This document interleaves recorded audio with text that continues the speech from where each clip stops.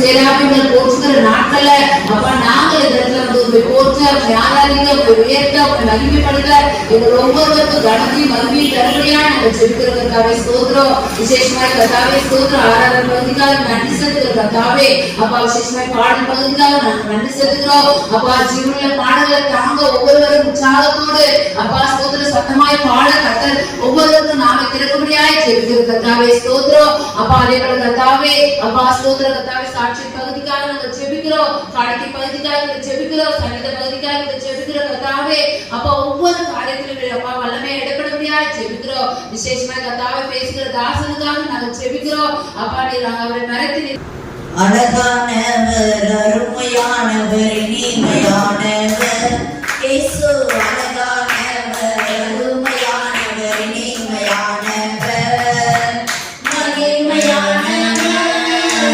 மீட்பரானவர் மகிமையானவர் மீட்பரானவர் அவரே இயேசு இயேசு இயேசு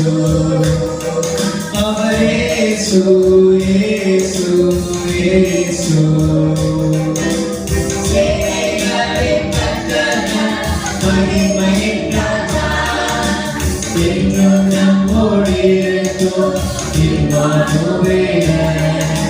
Segarin kantana, magimayin kata, Innum nammodiyettu Immanuela.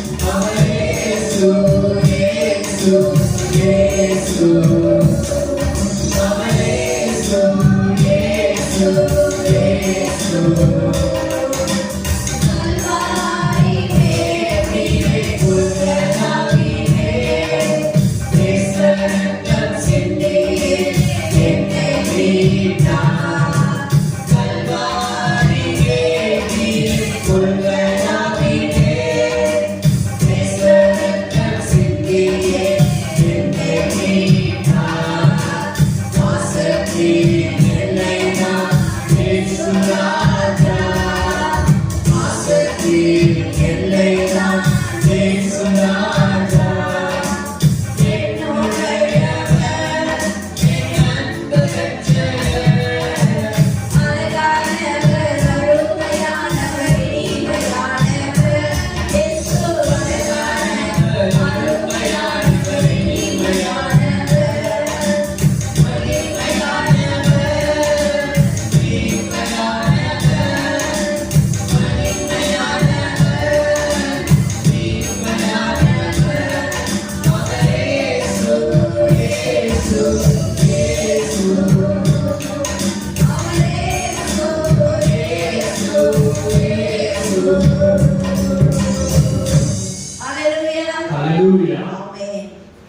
அடுத்த பாடல் 875வது பாடல். மலைகள் விலகி போனாலும் பர்வதங்கள் பெயர்ந்தாலும் அவர் கிருபை அவர் இரக்கம் மாறாது என்ற பாடல். இந்த வருஷம் முழுவதும் தேவ கிருபை நம்மோடு மாறாமல் இருந்ததை நினைத்து தேவனுக்கு நன்றி செலுத்தி இந்த பாடலை பாடி கர்த்தரை மகிமைப்படுத்துவோம். மலைகள் விலகி போனாலோ பர்வதங்கள் பெயர்ந்து போனாலோ மலைகள் விலகி போனாலோ பர்வதங்கள் பெயர்ந்து போனாலோ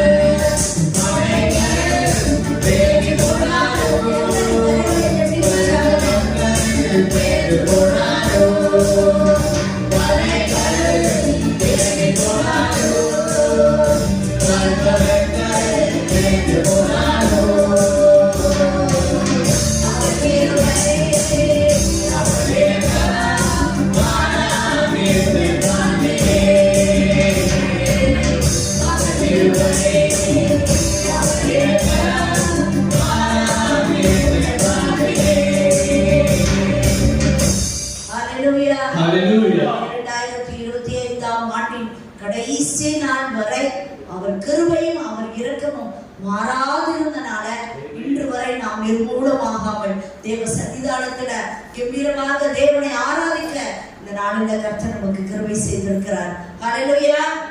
ஆமென். அந்த நன்றியை நினைத்தவர்களாக கர்த்தருக்கு நன்றி பலி செலுத்தி கர்த்தரை ஆராதிப்போம். நன்றி பலிகள் செலுத்தியே நாங்கள் ஆலயம் கூடி வந்தோம்.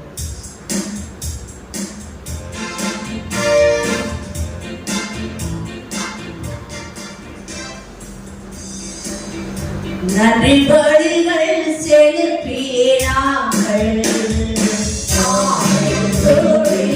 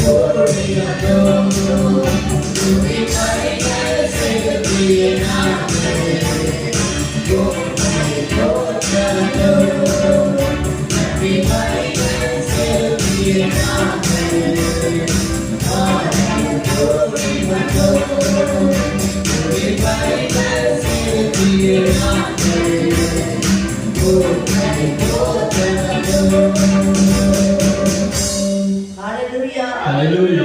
இந்த பாடலில் கூட உண்மையாகவே ஒவ்வொரு கவிகளையும் நம்ம உணர்ந்து பாடி இருக்கிறோம். நம்ம உடன்படிக்கையை ஆண்டவர் நமக்கு தந்து நம்ம மரணத்தின் விளிம்புல நின்ற வேளைகள் எல்லாம் ஜீவனை மறுபடி தந்து நம்மை கற்று வாழ வைத்திருக்கிறார். அடுத்த வாதைகள் நம்மை சூழ்ந்து வந்த போதெல்லாம் கர்த்தர் தம்முடைய சட்டைகளால நம்மை மறைத்து நம்முடைய பாதைகள் எல்லாம் நமக்கு தூதர்களை அனுப்பி கர்த்தர் இந்த வருஷத்துல நம்மை பாதுகாத்து இருக்கிறார். நமக்கு தேவை நெருக்கி நின்ற போதெல்லாம் திகையாதே என்று சொல்லி ஆண்டவர் நமக்கு அற்புதமாக அந்தந்த நாளுக்குரிய தேவைகளை ஆண்டவர் சந்தித்தாரே. அது அன்பெல்லாம் நினைத்தவர்களாக இந்த நாளில கர்த்தரை நன்றியோடு நாம் ஆராதிப்போம். ஹல்லேலூயா. இப்போதும் எழுந்து நின்று சங்கீதம் 113வது சங்கீதத்தை வாசிப்போம். சந்திரபாண்டியன் கர்த்தருடைய ஊழியர்களை துதியுங்கள், கர்த்தருடைய நாமத்தை துதியுங்கள். இது முதல் என்றென்றைக்கும் கர்த்தருடைய நாமம் ஸ்தோத்திரிக்கப்பட கடவது. சூரியன் உதிக்கும் திசை தொடங்கி அது அஸ்தமிக்கும் திசை மட்டும் கர்த்தருடைய நாமம் துதிக்கப்படுவதாக. கர்த்தர் எல்லா ஜாதிகள் மேலும் உயர்ந்தவர், அவருடைய மகிமை வானங்களுக்கு மேலானது. உன்னதங்களில் வம்சம் என்கின்ற நம்முடைய தேவனாகிய கர்த்தருக்கு சமமானவர் யார்? அவர் வானத்திலும் பூமியிலும் உள்ளவர்களை பரம்படி தம்மைத்தாம் தாழ்த்தினார். அவர் சிறியவனை புழுதியிலிருந்து தூக்கி விடுகிறார், எளியவனை குப்பையிலிருந்து உயர்த்துகிறார். அவருடைய பிரபுக்களோடும் தமது ஜனத்தின் அதிபதிகளோடும் பாரப்படுகிறார். மலடியை சந்தோஷமாக பிள்ளைகள் வாசிப்போம். மலடியை சந்தோஷமாக பிள்ளையாட்சி வீட்டிலே குடியிருக்கிறார். அல்லேலூயா.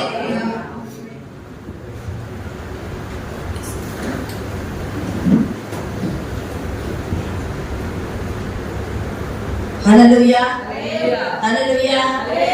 இந்த நாளிலும் தேவாலயத்திற்கு தேவனை ஆராதிக்க வந்த உங்கள் யாவரையும் ஆண்டவராகிய இயேசு கிறிஸ்துவின் நாமத்தினால வாழ்த்து வரவேற்கிறேன். இந்த 113வது சங்கீதத்தின் முதல் வசனம் சொல்லுகிறது, அல்லேலூயா, கர்த்தருடைய ஊழியக்காரரே கர்த்தரை என்ன செய்ய துதியுங்கள், கர்த்தருடைய நாமத்தை துதியுங்கள். இன்றைக்கு தேவனுடைய ஆலயத்திற்குள்ளாக வந்திருக்கிற ஒவ்வொருவருமே கர்த்தருடைய ஊழியக்காரர். அந்த ஊழியக்காரருடைய வேலை என்ன அப்படின்னா, அவருக்கு துதி பலிகளை செலுத்துவதுதான் ஊழியக்காரனுடைய வேலை. அப்ப இன்றைக்கு தேவாலயத்திற்குள்ள வந்திருக்கிற நம்ம ஒவ்வொருவரும் எதற்காக வந்திருக்கிறோம்? இப்ப கடைசி பாடல் நம்ம பாடினது போல நன்றி பலிகளை செலுத்த கர்த்தருடைய ஆலயத்திற்கு நம்ம வந்திருக்கிறோம். அப்ப இன்றைக்கு தேவனுக்கு என்று உதாரணத்துவமான உற்சாகமான பலிகளை நம்ம என்ன செய்ய போகிறோம்? செலுத்துகிற ஊழியக்காரராக தேவாலயத்திற்குள்ள வந்திருக்கிறோம். அடுத்த வசனம் சொல்லுது, இது முதல் என்றைக்கும் கர்த்தருடைய நாமம் ஸ்தோத்தரிக்கப்பட கடவுது. அப்ப இந்த இது முதல் அப்படின்னா என்னது? எப்ப இருந்து அந்த காரியம் ஸ்டார்ட் ஆகுது அப்படின்னு சொன்னா, நம்ம எப்ப ரட்சிக்கப்பட்டோமோ அதுல இருந்து கர்த்தரை நம்ம துதிப்பதற்காக தான் கர்த்தர் நம்மளை என்ன செய்திருக்கிறார்? தெரிந்தெடுத்திருக்கிறார் ஊழியக்காரராக. இந்த இடத்துல ஊழியக்காரர் அப்படின்னு ஏதோ பாஸ்டர், ரெவரண்ட், பிஷப்பு அவங்க மட்டும் இல்ல. இன்றைக்கு யாரெல்லாம் தேவனால் தெரிந்தெடுக்கப்பட்ட தேவனுடைய பிள்ளைகளா இருக்கிறீங்களோ உங்க ஒவ்வொருத்தரையுமே கர்த்தர் யாராதான் அழைக்கிறாரு? ஊழியக்காரராக தான். ஏன்னா ஆண்டவர் சொல்லுகிறார், இந்த ஜனத்தை எனக்கென்று ஏற்படுத்தினேன், இவர்கள் என் துதியை சொல்லி வருவார்கள். அப்ப யாரெல்லாம் துதியை சொல்லி வருகிறார்களோ, யாரெல்லாம் துதியாகிய பலியை செலுத்துகிறார்களோ, அவர்களெல்லாம் கர்த்தருக்கு பணிவிடை செய்கிற ஊழியக்காரராக கர்த்தர் என்ன செய்கிறாரு பார்க்கிறாரு. அடுத்த காரியம், சூரியன் உதிக்கும் திசை தொடங்கி அது அஸ்தமிக்கும் திசை மட்டும் கர்த்தருடைய நாமம் துதிக்கப்படுவதாக. அப்ப கர்த்தருடைய நாமத்தை யாரெல்லாம் துதிக்கலாம், எங்க எல்லாம் துதிக்கலாம்னா, சூரியன் எங்க உதிச்சு எங்க மறையுதோ, எங்க உதிச்சு எங்க மறையுது, பூமியின் எல்லா இடங்களையும் சூரியனுடைய அந்த உதிப்பு இருக்கு, அஸ்தமானம் இருக்கு. அப்ப அதை அறிந்த தாவீது சொல்லுகிறார், பூமியின் குடிகளே, இந்த பூமியாகிய கோளுக்குள்ள இருக்கிற எல்லாரும் கர்த்தரை என்ன செய்யணும், துதிக்கணும், ஸ்தோத்தரிக்கணும். அதற்காக தான் கர்த்தர் நம்மளை என்ன செய்திருக்கிறார், உண்டாக்கி இருக்கிறார். அதுலயும் ஸ்பெஷலா தேவனுடைய பிள்ளைகளாகிய உங்களை கர்த்தர் ரட்சித்ததின் காரணமே அவரை துதிப்பதற்காகவும் அவரை ஸ்தோத்தரிப்பதற்காக. அடுத்த காரியம், கர்த்தர் எல்லா ஜாதிகள் மேலும் உயர்ந்தவர், அவருடைய மகிமை வானங்களுக்கும் மேலானது. நம்ம துதிக்கிற உலகத்துல எத்தனையோ கோடான கோடி நாமங்கள் உண்டு. ஆனா எல்லா நாமத்திற்கும் மேலான, எல்லா நாமத்தை விட பெரிய ஒரு நாமம் எது அப்படின்னா இயேசு என்ற நாமம். இந்த நேரத்துல, இந்த கிறிஸ்துமஸ் காலங்கள்ல அந்த ஒரு கன்னிகை கர்ப்பவதியாகி ஒரு குமாரனை பெறுவாள். அவளுக்கு இயேசு என்று பெயரிடுவாயாக, ஏனெனில் அவர் பெரியவராய் இருப்பார். இந்த பெரிய தேவனை நாம நம்முடைய ஆண்டவராக, நம்முடைய இரட்சகராக நம்ம ஏற்றுக்கொண்டு இருக்கிறோம். இந்த நாமம் உலகத்தில் இருக்கிற எல்லா நாமத்தை காட்டிலும் சோதரிக்கப்படத்தக்க மேலான நாமம். அப்படிப்பட்ட நாமத்தை நம்ம துதிப்பதற்காக, சோதரிப்பதற்காக இந்த தேவாலயத்திற்குள்ளாக கர்த்தர் நம்மளை என்ன செய்திருக்கிறார், கொண்டு வந்திருக்கிறார். அடுத்து, அவர் வானிலும் பூமியிலும் உள்ளவைகள் பார்க்கும்படி தம்மை என்ன செய்கிறாரா, தாழ்த்துகிறார். இன்றைக்கான முக்கியமான காரியமே இந்த சங்கீத காரியத்துல நம்ம கற்றுக்கொள்ள வேண்டியது என்ன தெரியுமா, இந்த நாமம் எப்படி எல்லா நாமத்திற்கும் மேலான நாமமாக உயர்த்தப்பட்டது. பல நாமங்கள் உண்டு, ஆனா எத்தனையோ பேர் இந்த உலகத்தில் வந்தார்கள், வாழ்ந்தார்கள், மறைந்தார்கள். அவர்களுடைய பெயர் நிலைநிற்கவில்லை. அவர்கள் எந்த சரித்திரத்தையும் மாற்றவில்லை. சரித்திரத்தை இரண்டாக பிரித்த ஒரே ஒரு நாமம் இயேசுவின் நாமம் மாத்திரமே. ஏன் இந்த நாமம் மாத்திரம் இவ்வளவு பெரிதாக சொல்லப்படுது அப்படின்னு சொன்னா, அவர் அவ்வளவாக தம்மை என்ன செய்தார், தாழ்த்தினார். இந்த கிறிஸ்து பிறப்பு நாளில் தேவனை துதிக்க ஆராதிக்க வந்திருக்கிற நாம் இந்த பிறப்பின் ரகசியத்தை கற்றுக்கொள்ள வேண்டிய ஒரு மிக முக்கியமான காரியம் என்ன தெரியுமா, அந்த தாழ்மை. ஆண்டவர் நினைச்சிருந்தா, பிதாவாகிய தேவன் நினைச்சிருந்தா, அவர் நல்ல ஒரு ஏரோதுட்டையோ ஒரு பார்வோட்டையோ யூதர்லயோ பெரிய ஒரு ராஜாவின் வீட்டிலேயோ அவரை என்ன செய்திருக்கலாம், பிறப்பிக்க பண்ணியிருக்கலாம். சாஸ்திரிகள் வாழத்தை ஆராய்ச்சி செய்யறாங்க. அங்க ஆராய்ச்சி செய்யும் போது ஒரு ஏழையா ஒரு மகன் பிறப்பான்னு அந்த ஆராய்ச்சி சொல்லல, யூதருக்கு ஒரு ராஜா என்ன செய்து விட்டார், பிறந்து விட்டார். அப்ப அவர்களுடைய கணிப்பின்படி, அந்த நட்சத்திரத்தின் ஆராய்ச்சியின்படி ஒரு ராஜா பிறந்திருக்கிறார் என்றால் அவர் நியாயப்படி, நீதியின்படி, உலக சரித்திரத்தின்படி எங்கதான் பிறந்திருக்கணும், ஒரு அரண்மனையில் பிறந்திருக்கணும். ஆனா இயேசுவின் அந்த பிறப்பு அதற்கு மாறானது, அதற்கு மாற்றானது. எப்படி பிறந்தார், ஏழை குடிசையில, யாருனாலையும் விரும்பவே படாத ஒரு இடத்துல அவர் பிறக்கிறார். எதற்காக தெரியுமா, அவருக்கு இடம் இல்லை அப்படின்றதுக்காக இல்லை, அவர் தாழ்மையை கற்றுக் கொடுப்பதற்காக. இன்றைக்கு கிறிஸ்துமஸ் கொண்டாட்டத்தில் இருக்கிற நமக்குள்ளாக இருக்க வேண்டிய மிக முக்கியமான ஒரு கேரக்டர், நமக்குள்ள நம்ம கொண்டு வர வேண்டியது. ஒரு வேலை இருந்தா இன்னும் அதை பெருக்கிக் கொள்ளுங்க. ஒரு வேலை அதுல நம்ம இன்னும் சரிப்படலை அப்படின்னா, இன்றைக்கு ஆராதிக்க வந்திருக்கிற நாம் தேவனிடம் கேட்க வேண்டிய ஒரு காரியம், ஆண்டவரே உம்மை போன்ற அந்த தாழ்மைய, அந்த சிம்பிள்சிட்டிய, அந்த எளிமையை எனக்குள்ளாக என்ன செய்யுங்க, தாங்க. அந்த எளிமை, அந்த தாழ்மை என்ன பண்ண தெரியுமா, மனிதரை மாற்றும், உலகத்தை மாற்றும், தேசத்தை மாற்றும், அநேகருக்குள்ளாக மாற்றத்தையும் மாறுதலையும் இந்த எளிமை, தாழ்மை, அன்பு, இந்த மூன்றும் என்ன செய்யும், கொண்டு வரும். இதைத்தான் ஆண்டவர் தம்முடைய பிறப்பின் மூலமாக என்ன செய்கிறார், சொல்லுகிறார். அடுத்து அந்த காரியத்துல பாத்தீங்கன்னா, அதுல வந்து வானத்திலும் பூமியில் உள்ளவங்க அதை பார்க்கும்படியாக அவ்வளவாக அவர் தம்மை என்ன செய்தாராம், தாழ்த்தினார். அதனாலதான் இயேசு கிறிஸ்துவின் பிறப்பு முதல் கடைசி அவருடைய மரணம் வரை வானிலும் பூமியிலும் பூலோகத்தார் அனைவரும் போற்றுதலுக்குரிய நாமமாக இயேசுவின் நாமம் என்ன செஞ்சு மாற்றப்பட்டது. அதற்கு ஒரே ஒரு காரணம், அவருடைய பிறப்பிலும் தாழ்மையை வெளிப்படுத்தினார், அவருடைய மரணத்திலும் தாழ்மையை என்ன செய்தார், வெளிப்படுத்தினார். அவன் நினைச்சிருந்தான் இந்த சிலுவை பாடுகள் எனக்கு எதற்கு அப்படின்னு சொல்லி அவர் என்ன செஞ்சிருக்கலாம். 3 முறை அதற்காக என்ன செய்தார், பிதாவினிடம் வேண்டுதல் செய்தார். ஆனாலும் தம்மை அதற்கு ஒப்பு கொடுத்தார். ஏன் தெரியுமா, நான் இவ்வளவாக இந்த உலகத்திற்காக, உலகத்தின் மீட்பிற்காக நான் என்னை தாழ்த்தினா என்னை பின்பற்றுகிற நீங்களும் இதை என்ன செய்யணும் என்ற முன்மாதிரியை நமக்கு கற்றுத்தரும்படியாக.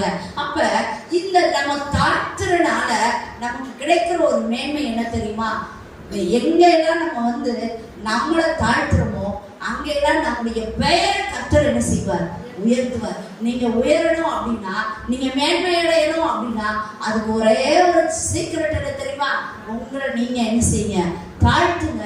கர்த்தர் உங்க பேரை என்ன செய்வாரு, உயர்த்துவார். இயேசுவின் காரியத்துல நடந்தது அதுதான்.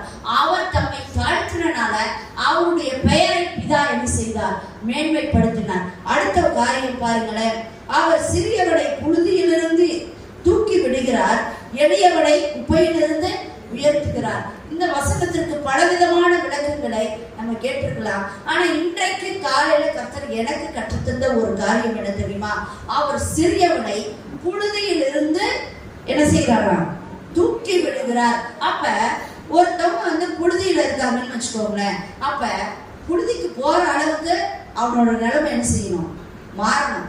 அப்பதான் அவர் அதுல இருந்து என்ன செய்வார், தூக்குவார். அப்ப நம்ம அப்படிலாம் நம்மளை வந்து தாழ்த்துறோமா? இயேசு பாருங்களேன், அவரோட மேன்மை மகிமை அவரை சங்கீதக்காரனாகிய தாவீது 2வது சங்கீதத்துல சொல்லுகிறாரு.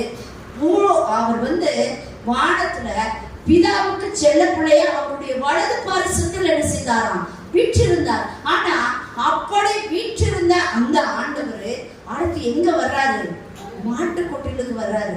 அப்ப அத அளவுக்கு அவர் தம்மை தாழ்த்தினாலதான் அவருக்கு ஒரு மேலான நாமம் என்ன செய்தது, கொடுக்கப்பட்டது. இன்றைக்கு நாமும் கூட நாம் கிறிஸ்துவுக்காக நம்மையும் தாழ்த்தினோமானால் கர்த்தர் நம்மையும் மேன்மையான இடங்களில் என்ன செய்வார், உட்கார பண்ணுவார். அடுத்த வசனம் சொல்லுது, எளியவனை குப்பையிலிருந்து என்ன செய்கிறாராம், உயர்த்துகிறார்.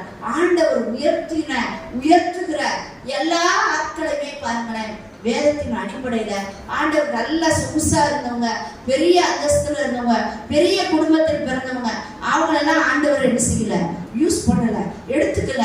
யாரெல்லாம் குடும்பத்தால, நண்பர்களால, உறவினர்களால துரத்தப்பட்டார்களோ, வேணான்னு ஒதுக்கப்பட்டாங்களோ அவர்களெல்லாம் கர்த்தர் என்ன செய்தார், பயன்படுத்தினார். இன்றைக்கும் கூட கர்த்தர் உங்களை மேன்மைப்படுத்தணுமா, உங்களை பயன்படுத்தணுமா, உங்களுக்கு எவ்வளவு ஆசீர்வாதம் இருந்தாலும் நீங்கள் உங்களை தேவனுடைய சன்னிதானத்துல பவுலை போல அவர் சொல்லுகிறார். பவுலுக்கும் பாருங்க எத்தனையோ மேன்மையாய் சொல்வதற்கு படிப்பு இருந்துச்சு, பணம் இருந்துச்சு, குடும்ப சூழ்நிலை கூட, அவர் நல்ல ஒரு வசதியான குடும்பத்தில் பிறந்தவர். ஆனா அப்படிப்பட்ட பவுல் சொல்லுகிறார், கிறிஸ்துவுக்காக எல்லாவற்றையும், எனக்கு லாபமாய் இருந்த எல்லாவற்றையும் குப்பையும் தூசியுமாக என்ன செய்கிறேன், எண்ணுகிறேன். அப்படி அவர் எண்ணுனதுனாலதான் அவர் இந்தியாவின் பல இடங்களில், ஆசிய கண்டத்தின் பல இடங்களில் அவர் மிஷனரியாக அவரால் பயணிக்க முடிந்தது. வேதத்திலும் 17 நிருபங்களை அவர் எழுதியிருக்கிறார் என்று சொன்னால் அதற்கு ஒரே ஒரு காரணம் என்ன தெரியுமா, அவருடைய மேன்மையான எல்லா காரியங்களையும் கிறிஸ்துவுக்காக குப்பையும் நஷ்டமாக எண்ணினதுனால. இன்றைக்கு கிறிஸ்து பிறப்பின் கொண்டாட்டத்தில் இருக்கிற நாம் இந்த தாழ்மை, இந்த அன்புருக்கம், இந்த ஒரு அந்த சிம்பிளிசிட்டி நமக்குள்ளாகவே என்ன செய்யணும் இருந்துச்சு அப்படின்னு சொன்னா நம்முடைய பெயர்களையும் கர்த்தர் மேன்மைப்படுத்த, உயர்த்த அவர் வலுவின தேவன். அப்படி உயர்த்துகிறவர்களுக்கு தேவன் தரும் 2 விதமான ஆசீர்வாதம். நம்முடைய பிரபுக்களோடும் தமது ஜனத்தின் அதிபதிகளோடும் என்ன செய்வாராம், உட்கார பண்ணுவார். நீங்க ஒரு மேன்மையான இடத்துல உட்காரணும், ஒரு நல்ல ஒரு பொசிஷனுக்கு வரணும் அப்படின்னு சொன்னா ஆண்டவராகிய இயேசு கிறிஸ்து நமக்கு முன்னடையாளம். அவரை போல நாம் நம்மை தாழ்த்தினோமானால் கர்த்தர் நம்மை பிரபுக்களோடும் அதிகாரிகளோடும் மேன்மையான ஆசீர்வாதங்களை தர அவர் வல்லமுள்ள தேவனாய் இருக்கிறார். இரண்டாவது காரியம் தான் ரொம்ப எனக்கு இன்னைக்கு ஆண்டவர் தந்த வெளிப்பாடு. 9வது வசனம், மழலையை சந்தோஷமான பிள்ளை தாழ்ச்சியாக்கி. இந்த காரியம் என்ன தெரியுமா? இந்த மழலையை அப்படின்னு சொன்னா என்ன? அந்த பெயரை எதற்காக கொடுக்கப்படுது?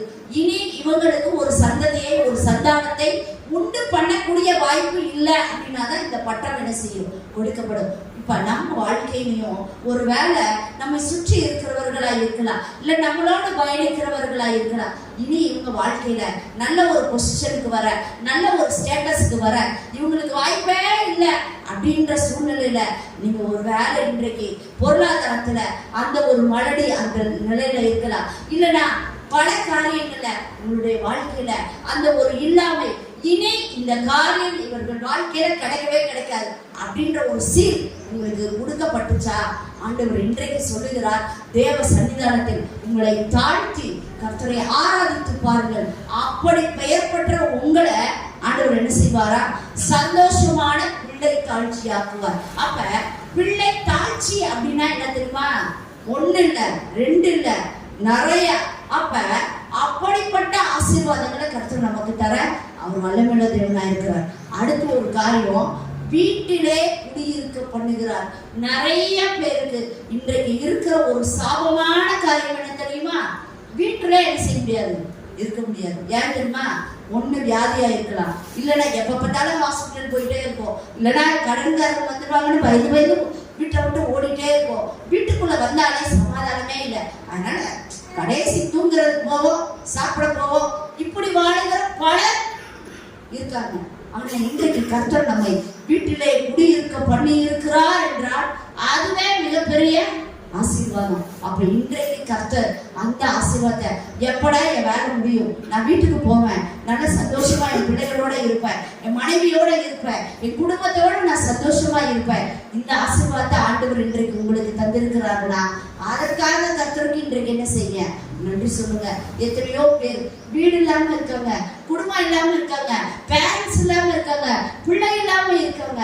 ஆனா இன்றைக்கு கர்த்தர் அத்தனை ஆசீர்வாதங்களையும் தந்திருக்கிறாரா? You are a quotable. இன்றைக்கு கர்த்தரை, அதற்காக கர்த்தரை என்ன செய்யுங்க, சோதரிங்க. அதற்காக நன்றி பலி செலுத்தும் ஊழியக்காரர்களாக கர்த்தர் இன்றைக்கு நம்மை அழைக்கிறார். ஆண்டவருக்கு நன்றி செலுத்துவோமா?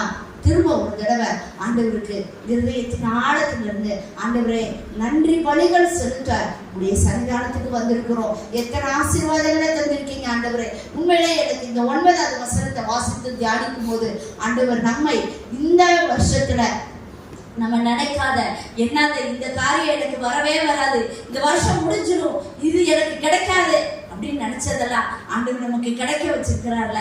அதற்காக ஆண்டவருக்கு நன்றி சொல்லுங்க. ஆண்டவர் நம்ம வீட்டுல தங்கி இருக்க பண்ணி இருக்கிறார்ல. ஜீவ சுவாசத்தை இன்றைக்கு ஒரு வேலை யோசிச்சு பாருங்க. நமக்கு ஒரு பாட்டு செயல்படலைன்னா இன்னைக்கு நம்ம எங்கதான் இருந்திருக்கணும்? ஹாஸ்பிட்டல்ல தான் இருந்திருக்கணும். நம்ம மட்டுமா இருப்போம், நம்ம குடும்பமே இருந்திருக்கணும். ஆனா ஒரு வேலை வேற ஏதாவது ஒரு ப்ராப்ளம்னு வச்சுக்கோங்க, அப்ப நம்ம வேற எங்கேயோ கோர்ட்லயோ எங்கேயோ ஒரு இடத்துல நம்ம என்ன செஞ்சிருக்கணும், நின்றுக்கணும். எதுவுமே இல்லாம இன்றைக்கு தேவாலயத்துக்குள்ள உட்கார்ந்து கர்த்தரை ஆராதிக்க வந்திருக்கிறோமே, இதுவுமே தேவன் தங்குகிற வீடு. இந்த வீட்டுக்குள்ள நீங்க வர்றதுக்கு ஆண்டவர் இன்றைக்கு தங்கி இருக்க பண்ணி இருக்கிற அந்த ஒரு ஆனந்த வாக்கியத்தை கர்த்தர் நமக்கு தந்திருக்கிறார் அல்லவா? அதற்காக கர்த்தருக்கு நன்றி செலுத்துவோமா? நம்ம எல்லாரும் எழுந்து நின்று இந்த 2025ஆம் ஆண்டுல கர்த்தர் செய்த நன்மைகளை ஒரு விசையாக நினைத்து பார்த்தவர்களாக, தேவனுக்கு பலி செலுத்தும் ஊழியக்காரர்களாக நிற்கிறோம் என்பதை உணர்ந்து தேவாலயத்திற்குள்ளாக ஆண்டவருக்கு பிரியமான அந்த தூபத்தை ஆண்டவருக்கு நறுமணமாக செலுத்துவோம். கர்த்தர் உங்கள் பலிகளை, உங்கள் ஆராதனைகளை நுகர்ந்து பார்த்து உங்களை ஆசீர்வதிக்க அவர் வல்லமையுள்ள தேவனாய் இருக்கிறார். ஐயா நம்மை ஆராதனைக்குள்ளாக நடத்துவோம்.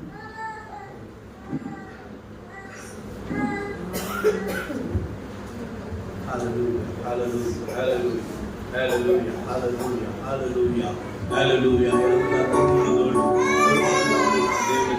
Hallelujah, hallelujah, hallelujah. Thank you, Lord, thank you, Lord, thank you, Lord, thank you, Lord, thank you, Lord. நன்றியோடு துதிக்காமே. Hallelujah.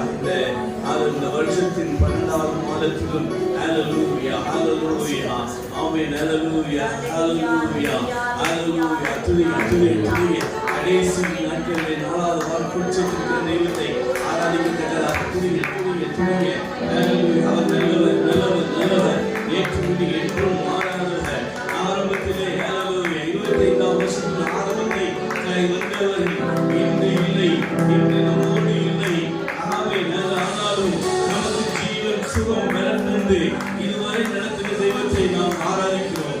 Hallelujah hallelujah hallelujah thank you Lord ஹalleluya ஹalleluya நன்றி பலிகள் செலுத்திய நாங்கள் ஆலயம் கூடி வந்தோம்.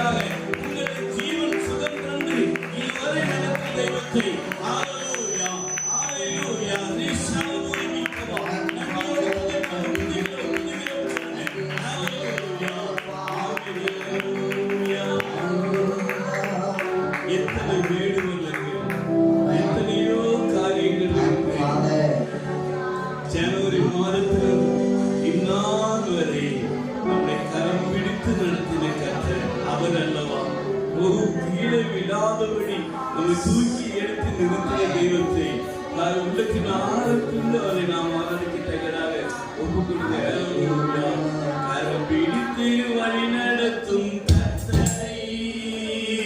கருத்தோடு துதி பாடி போற்றுவோம். ஆமென். பிடித்து வழி நடத்தும் கர்த்தரை அளிப்போடு துதி பாடி போற்றுவோம். ஆமென். அல்லேலூயா. ஆமென். அல்லேலூயா.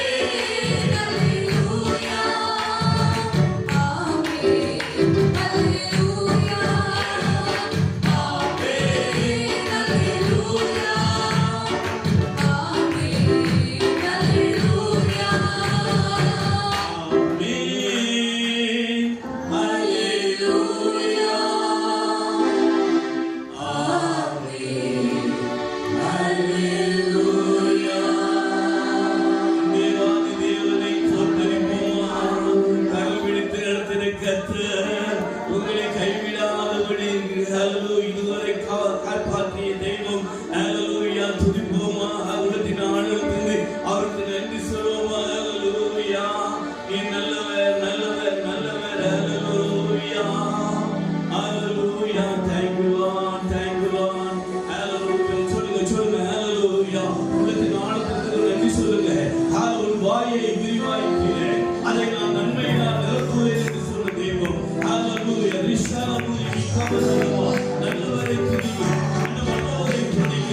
Hallelujah. Hallelujah. Hallelujah. Amen. Hallelujah. Thank you, Lord. Thank you, Lord. Thank you, Lord. Hallelujah. Hallelujah. Hallelujah. Thank you, Master. நல்லவரே, வல்லவரே, நன்மைகள் என் வாழ்வில் செய்தவரே. நல்லவரே, நல்லவரே, நன்மைகள் என் வாழ்வில் செய்தவரே. நன்றி சொல்லி பாடுவேன். இயேசுவின் நாமத்தை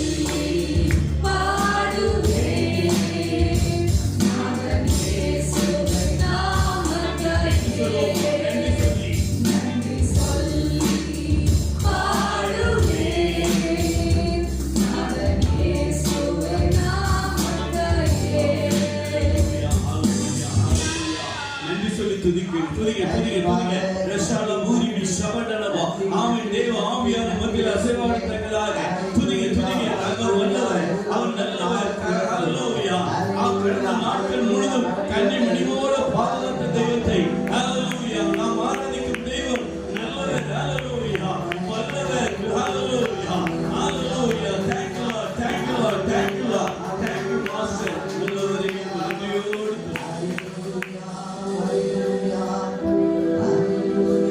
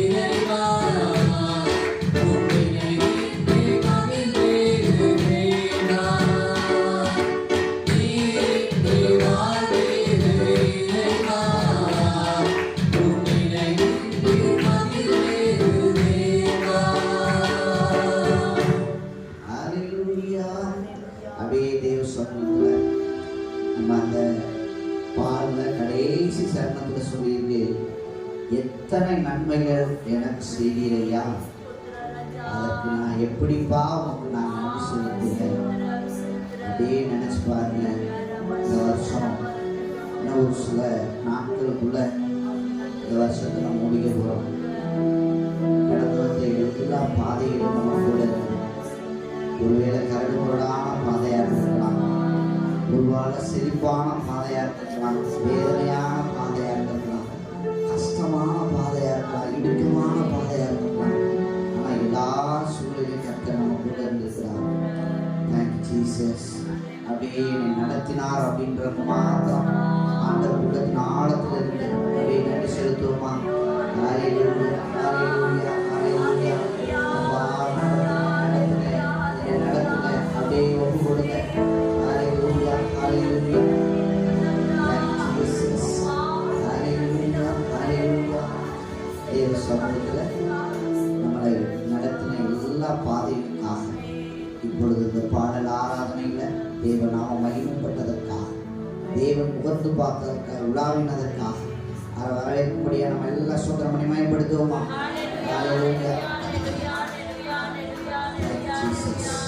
மீதியான பகுதி கூட தேவனத்துல அர்ப்பணித்து ஒப்பு கொடுத்து நம்முடைய பிள்ளையாக ஜெபிக்கலாம்.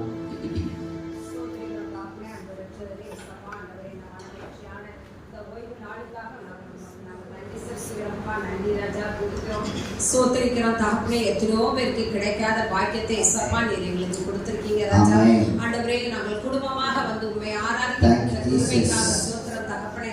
அப்பா நன்றி செலுத்துகிறோம் ராஜா. நன்றி அப்பா. இந்த வருஷத்துல கடைசி வாரத்துக்குள்ள நாங்க வந்திருக்கிறோம் தகப்பனே. அப்பா சோத்திரம். இந்த ஆண்டு முழுவதும் நீர் எங்களை கண்ணின் மணி போல பாதுகாத்தீங்கப்பா. ஆண்டவரே, எத்தனையோ தேவைகள் இருந்த போதிலும் கூட எங்க சமய பிள்ளைகளையும் எங்களையும் கூட எங்கள் ஊழியர் குடும்பங்களையும் கூட எஸ்அப்பா நீ நடத்தி வந்த பாதைகளுக்காக நாங்கள் நன்றி செலுத்துகிறப்பா. ஒரு குறை இல்லாமல் எங்களை நடத்தி வந்தீங்களப்பா.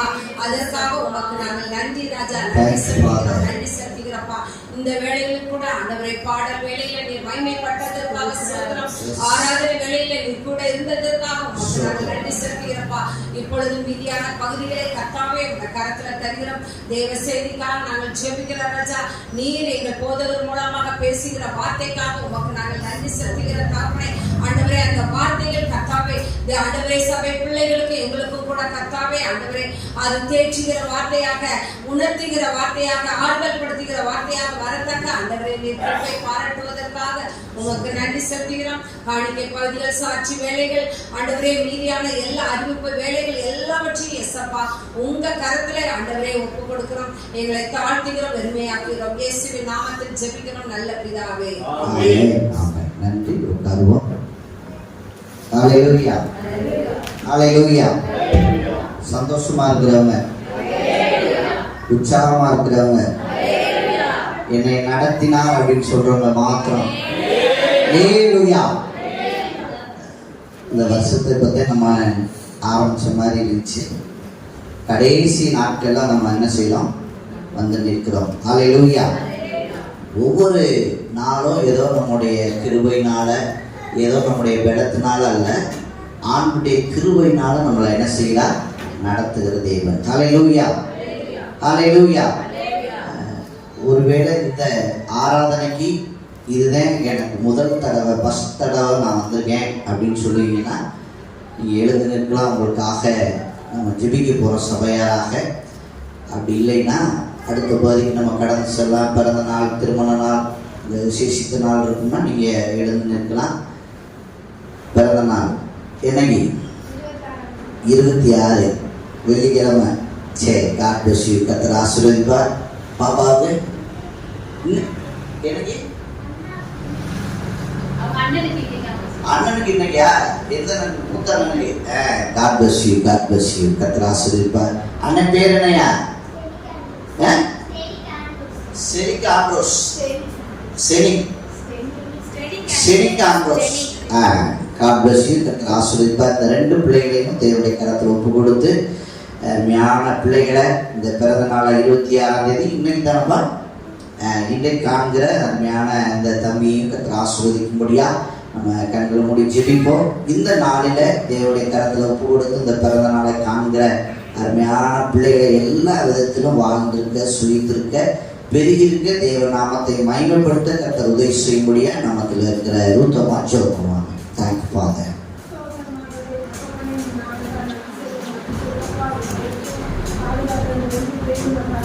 கண்டிப்பா போக்குவரத்து பாதுகாத்துக்கா நன்றி செலுத்துறப்ப எல்லா விஷயங்களும் நமக்கு முக்கியத்துவம் கொடுத்து பிள்ளைகள் வளர்ந்து வர்றதுக்கு அவங்க கொடாபடி நன்றி செலுத்துறப்பா. அப்போ கத்தாவே ஆசி நாங்களை கூட்டி தர முடியாது துதிக்கிறோம். பிள்ளைகள் மேற்கொண்டு ஆசிரியக்க முடியாது படிப்பு விஷயத்திலும் குடும்ப விஷயத்திலும் எல்லாத்துலையும் சமாதானமா இருந்து வாழ தேவன் கிருபை வரல முடியாது துதிக்கிறப்பா. நீங்க அப்படியா செய்ய போடுங்க. நன்றி செலுத்துற இயேசு நாமம் ஜெபிக்கிறோம்.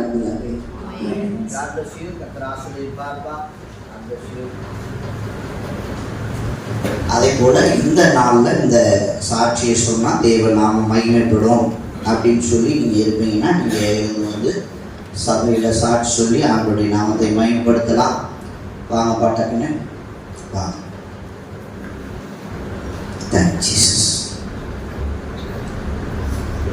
கர்த்தருடைய பரிசுத்த நாமத்துக்கு ஸ்தோத்திரம். என்னை சில சாட்சியான தேவனுக்கு நன்றி. என்னோட முதலாவது சாட்சி நான் எதுக்காக சொல்றேன்னா, மூணாண்டிப்பட்டிக்காக தான். போன வருஷம் நாங்கள் ஸ்ட்ரீட் ப்ரோக்ராம் நடத்தும் போது நாங்கள் தெருவில் நடத்தியிருந்தோம். ஆனால் இந்த வருஷம் கர்த்தருக்கு மகிமைப்படுவதாக அங்கே ஒரு ஆலயத்தில் நிமித்தம் அதுக்கு முன்னாடி அதுவும் 32 பிள்ளைகள் பார்ட்டிசிபேட் பண்ணுறதுக்கு கர்த்தர் உதவி செஞ்சார். அதற்காக நன்றி நான் செலுத்துகிறேன். நிறைய தடங்கள் வந்தாலும் அதுக்கப்புறம் பிளான் எல்லாம் நிறைய மாற்றினாலுமே ரொம்ப நேற்று ஒவ்வொரு காரியங்களையும் நடத்த உதவி செய்த தேவனுக்கு நன்றி செலுத்துகிறேன். அதுக்கப்புறம் நான் இந்த ஊழியத்தில் ரொம்ப உண்மையா நானும் பிரின்சியும் செய்தனால என்னோட வாழ்க்கையில நிறைய அற்புதங்கள் நடந்ததுன்னு நான் சொல்லலாம். அதுக்கு ஒரு எக்ஸாம்பிளாக தான் நான் இங்க ஸ்மார்ட் இந்தியா ஹேக்கத்தான்ல நான் செலக்ட் ஆன விஷயம். அது எங்க காலேஜ்ல மட்டுமே 200 பேருக்கு மேல அவங்க பார்ட்டிசிபேட் பண்ணாங்க. ஆனா அதுல என்னுடைய டீமை கர்த்தர் அவங்க தேர்ந்தெடுத்திருந்தாங்க. அந்த SIHன்றது உலகத்திலேயே ரொம்ப பெரிய ஹேக்கத்தான் அப்படின்னு சொல்லுவாங்க. அந்த மாதிரி ஒரு விஷயத்துல நான் ஒரு ஃபைனலிஸ்டா இருக்க அந்த ஒரு ப்ரைடை என்னோட ஊழியத்தினாலதான் கர்த்தர் என்னை அந்த ஒரு இடத்துல வைத்திருந்தார் அப்படின்னு நான் சொல்லுவேன். உண்மையா நான் அதுக்கு நான் தகுதி இல்லை.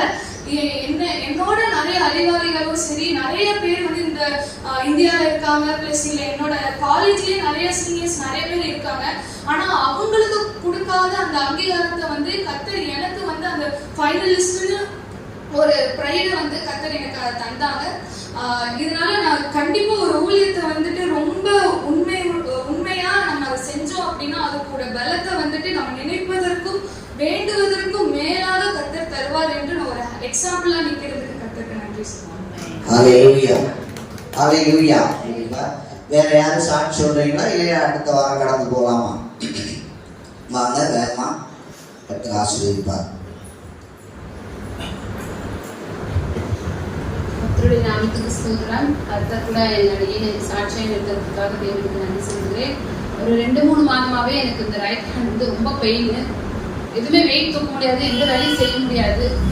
எங்க வீட்லயே போய் ஹாஸ்பிட்டல்ல பார்ப்போம்லாரு, நான் பார்த்துக்கலான்னு சொல்லிட்டு நேற்று தினத்துல கூட ஒரு வேலை மாதிரி போய் பார்க்கப்ப நீர் கோத்துருக்கு, ரொம்ப தேய்மானம் இருக்குன்னு சொல்லியிருந்தாங்க. அப்ப சரி எல்லாம் பார்த்துட்டு கரண்ட் வைக்கணும்னு சொல்லியிருந்தாங்க. கரண்ட் வச்சுட்டு நல்லா இருந்துச்சு, அந்த பெயின் எல்லாம் இல்லை, நல்லா ரிலீஃப் ஆனிச்சு. திடீர்னு பார்த்தா எனக்கு என்ன ஏதோ பண்ற மாதிரி இருக்கு. டாக்டர் எனக்கு என்ன செய்யுதுன்னே தெரியலன்னு சொல்றது மட்டும்தான். தலையை தொங்க போட்டிருக்கேன், கை கால் பிடிச்சி எதுவுமே பண்ண முடியல என்னால. நீங்க ஒருத்தர் மாத்திரம் தான் சொல்லி விட்டுட்டேன். ஒரு 10 நிமிஷம் எனக்கு சுயநிலையே இல்லாத மாதிரி ஆயிடுச்சு. என் கூட வந்தா அந்த அம்மா தண்ணி தொலைச்சு விடுறாங்க, மூஞ்சி கலந்து விடுறாங்க, எதுவுமே செய்ய தெரியல. எனக்கு என்ன யாரா வந்ததுன்னு தெரியல. வீல் சேர்ல கொண்டு போய் ஒரு இடத்துல வச்சு ஒரு 10 நிமிஷம் வச்சுதான் எனக்கு ரிலாக்ஸ் ஆனிச்சு. ஆனா பெயின் இல்லை. அந்த நேரத்துல சிஸ்டர் சொன்ன மாதிரி நேற்றைய தினத்துல உடம்பு முடியல ஹாஸ்பிட்டல் இருந்தனா என்னுடைய ஃபேமிலி ஃபுல்லா அங்கதான் இருந்திருக்கும். அந்த மாதிரி கஷ்டத்தின் மத்தியில கூட கர்த்தர் என்னை பாதுகாத்து, பலவீனங்கள் இருக்கிறது ஆனாலும் கர்த்தர் பரிபூர்ண சுகத்தை கொடுக்கணும். ஒரு வாரம் கரண்ட் வைக்கணும்னு சொன்னாங்க, ஒரு நாளே என்னால முடியல. ஆனாலும் கர்த்தர் எனக்கு விடுதலை கொடுக்கணும். அதே போல கர்த்தர் இந்த பெரிய ஆபத்துல இருந்து எனக்கு பாதுகாத்தா சொல்லுவேன். கர்த்தருக்கு நன்றி. அதே போல ஒரு மாசத்துக்கு முன்னாடி அலெக்ஸ் ஐயா வீட்டுல ப்ரேயர் நடந்துட்டு இருந்துச்சு. என் தம்பி வந்து தெரியாத ஒருத்தர்கிட்ட போய் 5 லட்சத்தை காசு கொடுத்துட்டு என்ன பண்றதுன்னு தெரியல. போன் போட்டு சொல்றான். அவங்கள வந்து போன் நம்பர் கொடுக்கல, ஒன்றும் கொடுக்கல. என்னடா இது பண்ணிட்டேன்னு சொல்லி இன்னொரு அக்கா இருக்காங்க. அவங்க வந்து போன் போட்டு கேட்குறாங்க. அந்த ஆள் வந்து ரெஸ்பான்ஸே இல்லை, அந்த காசு தரமாட்டேன்னு சொல்லிட்டாங்க. அப்போ பாஸ்ட் கூட ப்ரேயர்ல கேட்குறாங்க, என்ன சிஸ்டர் எமர்ஜென்சியா ஃபோன் வருது, நான் ஃபோன் வந்தாலும் எடுக்க மாட்டேன். அந்த அப்போ பார்க்கும்போது ப்ரேயர் முடிஞ்சுட்டு நான் சொல்கிறேன், இப்படி மாட்டிச்சு ஒரு 5 லட்சம் வாங்க முடியாத சூழ்நிலை அப்படின்னு சொல்லி பாஸ்ட்டு சிஸ்டர்ட்டையும் சொன்னோம். ப்ரேயர் பண்ணோம். கர்த்தர் வந்து அந்த இதுல இருந்து விடுதலை கொடுத்து அந்த 5 லட்சத்தையும் கர்த்தர் கொடுத்தாரு. நல்ல ஒரு வீடு வாங்க கர்த்தர் உதவி செஞ்சார். அதனால கர்த்தருக்கு நன்றி. எல்லாமே கர்த்தர் தான் செஞ்சார். நான் சொல்றேன் எல்லா ஹல்லேலூயா ஹல்லேலூயா. கர்த்தர் நம்முடைய ஜெபத்தை இந்த நம்ம வாசிக்கிறோம் 2 நாளாம் புத்தகத்துல 7வது அதிகாரம் 14, 15 கொடுக்கு. இந்த ஸ்தலத்துல செய்யப்படுகிற ஜெபத்திற்கு அவருடைய கண்களும் செவிகளும் என்னால் என்ன செஞ்சிருக்கு, திறந்திருக்கு. ஹல்லேலூயா. அதனால நம்ம செய்கிற ஜெபம் ஒரு நாள் என்ன செய்யாது, வீணாகாது. ஹல்லேலூயா. ஏன்னா நம்ம ஆண்டவர் சமூகத்துல நம்ம ஜீவனுள்ள தேவன்கிட்ட நம்ம என்ன செய்யறோம், நம்ம ஜெபம் பண்றோம். அதனால ஒரு நாள் அந்த ஜெபம் என்ன செய்யாது, வீண் போகாது. ஹல்லேலூயா. அதே போல நம்ம சொல்லுப்பா. கர்த்தர் என்னை சிறு சாட்சியாக இருக்கிற கிருபைக்காக நன்றி.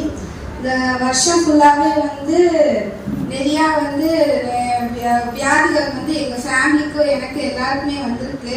அதுலேருந்து ஃபுல்லாக வந்து ஏசப்பா வந்து ரிலீஃபை தந்தார். அதுவும் இல்லாமல் எனக்கு ஜான்வரியிலேருந்து போன மாதம் வரைக்கும் வந்து வாக்குத்தத்த வசனத்துக்கு வந்து எப்போவுமே கரெக்டாக வந்துடுவேன். இந்த லாஸ்ட்டில் வந்து என்னமோ சறுக்கி விழுகிற மாதிரி ரொம்ப லேட் ஆயிடுச்சா, நான் எந்திரிக்கவே இல்லை. அலாரம் வச்சேன், அலாரம் அடிக்கல. எந்திரிச்சிட்டு இருந்தாலும் பரவாயில்லன்னு சொல்லிட்டு லாஸ்ட் மினிட்லயாவது வந்துடணும்னு சொல்லிட்டு ரொம்ப இதாக தான் வந்தேன். ஃபர்ஸ்ட் டே சண்டே சர்வீஸ்க்கு லேட் ஆயிடுச்சு. அன்னைக்கும் ரொம்ப லேட் ஆயிடுச்சு. அதான் யோசிச்சுட்டு என்ன இத்தனை நாள் எல்லாத்துக்குமே கரெக்டா வந்தேன். கடைசி மாசம் வருஷத்தை முடிக்க போற நேரத்துல இப்படி ஆகுதே அப்படின்னு சொல்லிட்டு, ஒன்றும் இல்லை லேட்டானாலும் பரவாயில்ல நீ போ, நீ எனக்கு அங்கே வந்தா போதும் அப்படின்னு வந்து ஏசப்பா சொன்னாரு. அது மட்டும் இல்லாம நெக்ஸ்ட் வீக் வந்து நான் வந்து ஸ்பீச் பேசுவேன். அது வந்து எல்லாருக்குமே தெரியும். இப்போ வரைக்குமே வந்து இங்க மதுரை தமிழ் சங்கத்துல இருந்து மட்டும்தான் வந்து எனக்கு வந்து பேச சொல்லி ப்ரைஸ்லாம் கொடுத்துருக்காங்க. ஆனால் நெக்ஸ்ட் வீக் வந்து என்னை வந்து இங்கே திருமங்கலத்தில் ஒரு தெற்கு தெருவில் விஜய் மகால் கூப்பிட்டுருக்காங்க. வேற ஒரு தமிழ் சங்கத்திலேருந்து வந்து நான் நல்லா பேசுறேன்னு சொல்லிட்டு எனக்கு ஒரு கிஃப்ட் கொடுக்குறாங்க. அதுவும் இல்லாமல் காமராஜர் இன்ஜினியரிங் காலேஜில் வந்து எனக்கு ஒரு காம்படிஷனில் பார்ட்டிசிபேட் பண்ணுறதுக்கு ஆப்பர்ச்சுனிட்டியும் தேவன் கொடுத்தார். இந்த வருஷத்தோட வாக்குறுத்தம் என்னன்னா, ஏதோ திறந்த வாசலை வைத்திருக்கிறேன்னு சொல்லிட்டு எனக்கு வந்து நான் ஸ்பீச் பேசுவேன்றது எனக்கே தெரியாது. உண்மையாவே அதுதான் உண்மை. 11th வந்து தான் நான் கொஞ்சம் கொஞ்சமா பேசவே ஆரம்பிச்சேன். ஆனா இந்த வருஷத்துல தேவன் அநேக காரியங்கள்ல தன் வாசல்களை கொடுத்து என்னை நிறைய எடுத்து பயன்படுத்தி இருக்காரு. ஊழிய காரியங்களை அதுவும் இல்லாம இந்த வருஷம் வந்து நான் ஸ்டார்டிங்ல வந்து நியூ இயர் அப்பயே சொன்னேன், ஏசப்பா எனக்கு நான் ஒரு ஊழியம் மட்டும் தான் பார்க்குறேன், இன்னொரு ஊழியமும் நான் பார்க்கணும் அப்படின்னு சொல்லிட்டு ஒரு பொருத்தனை பண்ணிட்டு தான் இந்த வருஷத்தையே நான் ஸ்டார்ட் பண்ணேன். ஆனா ஃபர்ஸ்ட் 6 months ஆயிடுச்சு, எனக்கு இன்னும் 2வது ஊழியம் கிடைக்கவே இல்லை. நான் ஆண்டிகிட்ட சொன்னேன், நீ வெயிட் பண்ணு பாப்பா, உனக்கு கண்டிப்பா என்ன பண்ணுவாருன்னா ஏசப்பா இன்னொரு ஊழியத்தை கொடுப்பாரு அப்படின்னு சொன்னாங்க. இப்போ 2 monthsக்கு முன்னாடி இங்க சர்ச்சில் இருக்கிற சண்டே கிளாஸ்லயும் தேவன் என்னையே நடத்த தேவன் கிருபை செய்தார். அதற்காக கர்த்தருக்கு ஸ்தோத்திரம்.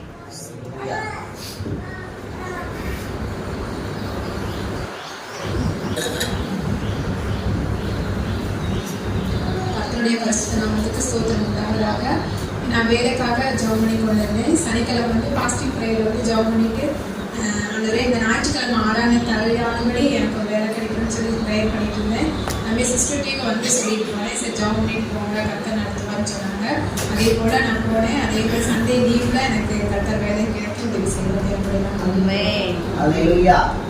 நம்முடைய ஜெபம் ஒரு நாள் என்ன செய்யாது, செய்யப்படுகிற எல்லா ஜெபங்களும் என்ன செஞ்சிருக்கு, திறந்திருக்கு. அவருடைய செவிகள் கவனிக்கிறதா இருக்கிறது. ஹல்லேலூயா. வேற காரியம் இருக்குமானா நம்ம வருகிற நாட்களில் நம்ம அதை குறித்து பார்ப்போம். இன்றைக்கு தேவனுடைய வார்த்தைக்கு நேராக கடந்து செல்லலாம். வாசிங்க. லூக்கா எழுதின சுவிசேஷம் 2வது அதிகாரம். லூக்கா எழுதின சுவிசேஷம் 2வது அதிகாரம் 9வது வசனத்துல இருந்து 12வது வசனம் வரைக்கும். கர்த்தருடைய தூதன் அவர்களிடத்தில் வந்து நின்றான். கர்த்தருடைய மகிமை அவர்களை சுற்றிலும் பிரகாசித்தது. அவர்கள் மிகவும் பயந்தார்கள். தேவதூதன் அவர்களை நோக்கி, பயப்படாதீர்கள், இதோ எல்லா ஜனத்துக்கும் மிகுந்த சந்தோஷத்தை உண்டாக்கும் நற்செய்தியை உங்களுக்கு அறிவிக்கிறேன். இன்று கர்த்தராகிய கிறிஸ்து என்னும் இரட்சகர் உங்களுக்கு தாவீதின் குழியிலே பிறந்திருக்கிறார். பிள்ளையை துணிகளில் சுற்றி முன்னணியிலே கிடத்திருக்க காண்பீர்கள். இதுவே உங்களுக்கு அடையாளம் என்றார். கண்களை மூடி ஜெபிப்போம். அன்பின் தகப்பனே, இந்த நல்ல வேலைக்காய் நன்றி. நேரம் மட்டும் ஆண்டவரே நீங்க நடத்தி வந்த எல்லா பாதைகளுக்காக உங்களுக்கு நன்றி அப்பா. இப்பொழுதும் ஆண்டவரே உடைய வல்லமையுள்ள வார்த்தைகளுக்காய் நாங்கள் ஜெபிக்கிறோம். தகப்பனே, எங்களை மறைத்து நீர் வெளிப்படும்படியா, ஆண்டவரே உடைய நாமம் மகிமைப்படும்படியா, எங்களோடு நீ இடைப்படும்படியா கூட நாங்கள் ஜெபிக்கிறோம். வெறுமனையாய் வந்திருக்கிற எங்களை உடைய ஆசீர்வாதத்தினால உடைய வார்த்தையினால எங்களை நிரப்பும், உடைய நாமத்தை மகிமைப்படுத்தும். இயேசுவின் நாமத்தில் ஜெபிக்கிற நல்ல பிதாவே, ஆமென், ஆமென். மீண்டுமாய் வாசிக்கலாம் அந்த 12வது வசனம். பிள்ளையை துணியிலே சுற்றி முன்னணியிலே கிடத்திருக்க காண்பீர்கள். இதுவே உங்களுக்கு அடையாளம். போன வாரத்துல நம்ம பார்த்த காரியம் என்னன்னா, பயப்படாதீர்கள். ஹல்லேலூயா. ஒருவேளை இந்த வருஷத்தை பத்தி நம்ம ஆரம்பிச்சோம். பல சூழ்நிலை நம்ம வர்றப்ப நம்ம போன வாரத்துல கேட்டோம். இப்ப ஏதோ ஒரு செய்தியை நம்ம கேட்கிறோம்னா நமக்கு முதல் காரியம் வர்றது என்னன்னா, ஒரு பயப்படுற காரியம். இப்ப ஏதோ ஒரு தகவல் அப்படின்னு சொல்லி நம்ம செய்தியை கேட்டா, நமக்கு ஒரு நியூஸ் வருது அப்படின்னு சொன்னோம்னா நமக்கு முதல் வர்றது என்னது அப்படின்னா, ஒரு பயம் வருது. என்ன வருது? பயம் வருது. ஆனா நம்ம ஆண்டவர் சொல்றாரு, அதே மாதிரி தான் அதுல அந்த வசனத்துல 10வது வசனத்துல போன வாரம் பார்த்தோம். அந்த பயத்தை எல்லாம் எப்படி விதமான, ஒருவேளை எதிர்காலத்தை குறித்த பயமா இருக்கலாம், பிள்ளைகளை குறித்த பயமா இருக்கலாம், ஒருவேளை நம்முடைய வாழ்க்கையை குறித்த பயமா இருக்கலாம். எந்த காரியமா இருந்தாலும் அதுல ஆண்டவர் சொல்றாரு, பயப்படாதீங்க. ஹல்லேலூயா. எதை குறிச்சு நம்ம என்ன செய்ய வேண்டியதில்லை? பயப்பட வேண்டியதில்லை. ஏன்னா அவர் நம்ம கூட என்ன செய்யறாரு? இருக்கிறார். நான் உன் கூட என்ன செய்யறேன்? இருக்கிறேன். நான் உன்னை விட்டு என்ன செய்யறதில்ல? விலகிறதில்ல. நம்ம பிள்ளைகளை குறிச்சு சில காரியங்கள் நம்ம கேள்விப்பட்டோம்னா நமக்கு முதல் வர்ற காரியம் பயம். அதுல எல்லாத்துலயும் ஆண்டவர் என்ன செய்யறாருன்னா, நம்ம கூட என்ன செய்யறாரு? இருக்கிற தேவன். ஹல்லேலூயா. அதுதான் நம்ம அந்த யாத்திரா 34:10 வாசம், நான் உன் கூட இருந்து நான் செய்யற காரியம் எப்படி இருக்கும்? பயங்கரமா இருக்கும் அப்படின்னு சொல்லி நம்ம வார்த்தைகள் நல்லா பார்த்தோம். இன்றைக்கு ஆண்டவர் கொடுத்திருக்கிறாரு அந்த 12வது வசனத்துல, இதுவே உங்களுக்கு எப்படி இருக்குமா? அடையாளம். ஹல்லேலூயா, ஹல்லேலூயா. இப்ப நம்ம ஏதாவது ஒரு இடத்துல போய் நம்ம நிக்கிறோம். அப்ப அது லேண்ட்மார்க் அப்படின்னு சொல்லப்படுற மாதிரி ஏதாவது ஒரு அடையாளம் என்ன செய்யுங்க? என்ன செய்யுங்க? சொல்லுங்க. அதுக்கு அந்த இடத்துக்கு எப்படி வர்றது, அல்லது அவரை எப்படி கண்டுபிடிக்கிறது? இப்போ நம்ம ஒரு காரியமா சொல்றோம். இப்போ போய் திருப்பதியில போய் ஒருத்தர் அடையாளம் காட்டணும் அப்படின்னு சொன்னோம்னா, அங்க பூரா என்ன போட்டிருப்பாங்கன்னா, என்ன இருக்கும்? அவர் மொட்டை போட்டிருப்பாரு அப்படின்னு சொல்லி அடையாளம் சொன்னா எப்படி இருக்கும்? கண்டுபிடிக்க முடியுமா? கண்டுபிடிக்க முடியாது. இன்றைய நாட்கள்ல நிறைய அடையாளத்தை நம்ம என்ன செய்யலாம்? பார்க்கலாம். ஆனா அன்றைக்கு இயேசு பிறந்த நாட்கள்ல ஒரு அடையாளத்தை அவங்க என்ன செஞ்சாங்க? வைத்தாங்க. அது என்ன அடையாளம்னா, பிள்ளைய துணியில சுற்றி முன்னணியில கிடத்திற்கு என்ன செய்வீங்க? காண்பீங்க. இதுவே உங்களுக்கு என்னது? அடையாளம். பிள்ளைகள் எப்பொழுதுமே எங்க பிறக்கும் அப்படின்னா, ஒண்ணு வீட்டுல என்ன செய்யும்? பிறக்கும். இல்லைன்னா அன்றைய நாட்கள் ஆஸ்பத்திரி இருந்துச்சா இல்லைன்றதை பார்க்கிறோம். ஆனா மருத்துவச்சிகள் இருந்தாங்க. யார் இருந்தா? மருத்துவச்சிகள் இருந்தாங்க. அவங்க பிரசவத்தை பார்க்கறது, இந்த டெலிவரி பார்க்கறது, இப்படிப்பட்ட காரியத்தை பார்க்கலாம். ஆனா மருத்துவமனையா இருந்ததா என்ன செய்யல? அங்கே போடப்படலை. ஒருவேளை அன்றைக்கு ஒருவேளை மருத்துவச்சிகள் இப்படி யாருமே இல்லாம, ஒருவேளை மாட்டு துருவத்துல அவங்க பிறந்திருந்ததுனால சத்திரத்துல இடம் இல்லாத இருந்ததுன்னு சொல்லி பார்க்கிறோம். இப்படி இருக்கிறப்ப அங்க ஆண்டவர் சொல்ற ஒரு காரியம் என்னன்னா, இதுவே உங்களுக்கு என்னது? அடையாளம். இதுவே உங்களுக்கு என்னது? அடையாளம். இப்ப நமக்கெல்லாம் ஒருத்தருக்கு ஒரு விதமான அடையாளங்கள் இருக்கு. என்ன இருக்கு சொல்லுங்க. நம்மளை ஏதாவது இப்ப நம்ம செய்கிற காரியத்தை, நம்ம பேசுறத, ஏதாவது நம்மளை குறிச்சு இப்போ ஒருத்தர்கிட்ட சொல்லணும் அப்படின்னா ஒரு அடையாளம் சொல்லுவாங்க. நம்மளை குறிச்சு யாராவது நம்மளை குறிச்சு சொல்லணும்னா என்ன சொல்லுவாங்க? ஒல்லியா இருப்பாரு, வளர்த்தியா இருப்பாரு, கருப்பா இருப்பாரு அப்படின்னு சொல்லுவாங்க. நான் திருமணமான புதுசுல இந்த பகுதியில் ஒரு பெட்ரோல் பேங்க்ல பெட்ரோல் போட போனப்போ ஒருத்தர் பார்த்தாரு. ஐயா சோத்திரமா, சோத்திரம் அப்படின்னு சொல்லிட்டு என்கிட்ட நம்ம பாச சொல்லி அவர் மகனா அப்படின்னு கேட்டாங்க. வேதமணி பாசோடைய மகனா அப்படின்னு கேட்டாங்க. இல்லையா, நான் அவருடைய மருமையன் அப்படின்னு சொன்னேன். நான் ஏன் எப்படி எதை வச்சு நீங்கள் என்ன அவர் மகனா மருமகனா என்னென்ன நீங்கள் கேட்குறீங்களே என்ன அப்படின்னு சொல்லி கேட்டப்ப அவர் சொன்னார், இந்த வண்டியில் வந்து உங்கள் வாகனத்தில் இயேசுவே மெய்யான தெய்வம்னு என்ன செஞ்சிருக்கு நீங்கள் போட்டிருக்கீங்க.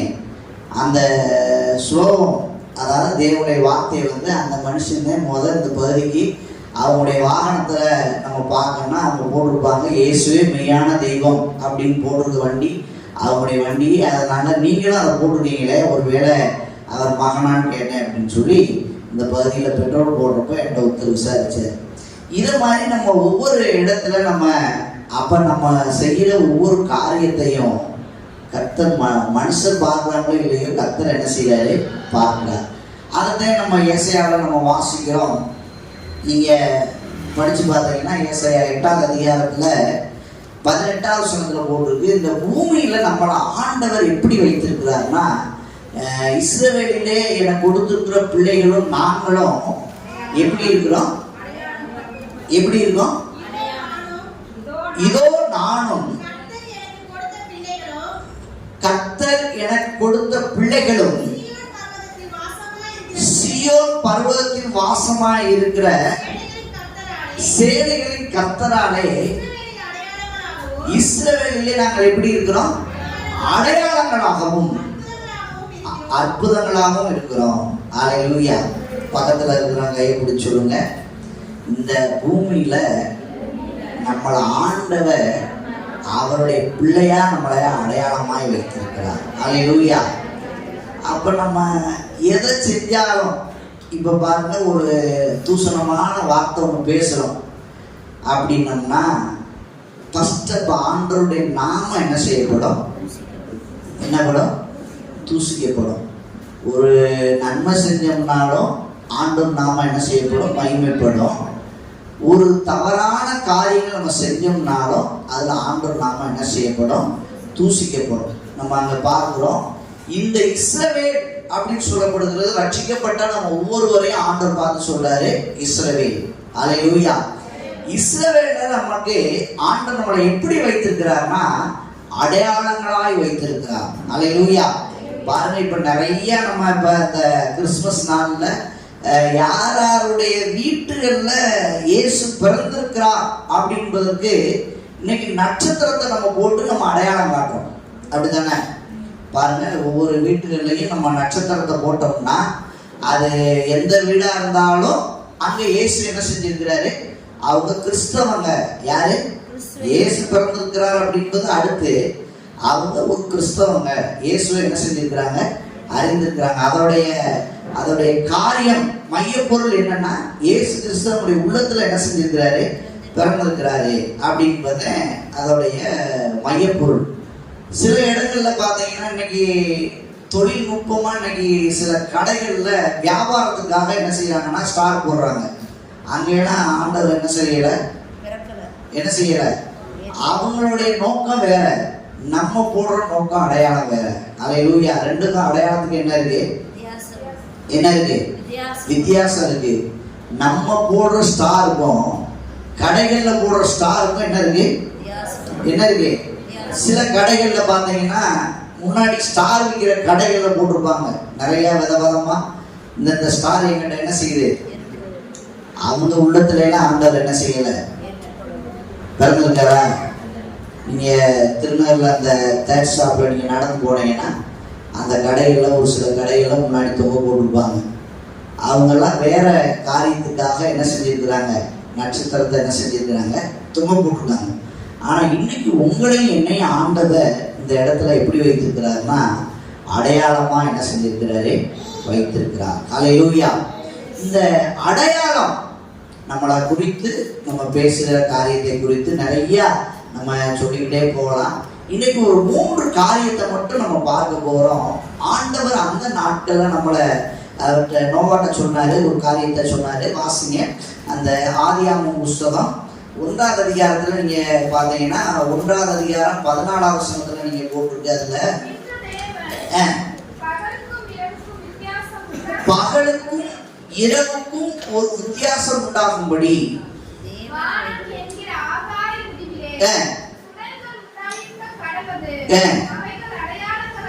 சுடர்களை படைத்தார், எனக்கு அடையாளங்களாய் வைத்தார். ஹல்லேலூயா.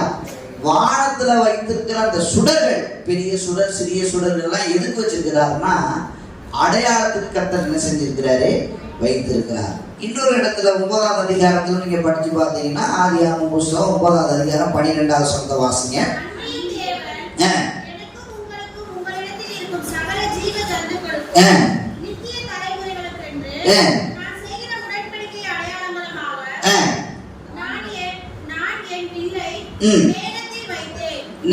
எதுல வச்சேன், மேகத்தில் வைத்தேன்.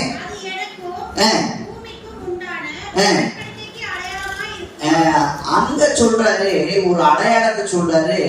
வானத்துல என்ன செய்வேன், ஒரு வில்ல என்ன செய்வேன், வைப்பேன். அது உங்களுக்கு என்ன செய்யும், உங்களுக்கும் எனக்கும் இனிமேலும் இந்த ஜனங்களை நான் என்ன செய்ய மாட்டேன், அழிக்க மாட்டேன் அப்படின்னு சொல்லி ஒரு அடையாளமாய் கர்த்தர் என்ன செஞ்சா, வைத்தார். 17ஆவது வசனத்தை வாசிங்க. அதுலயே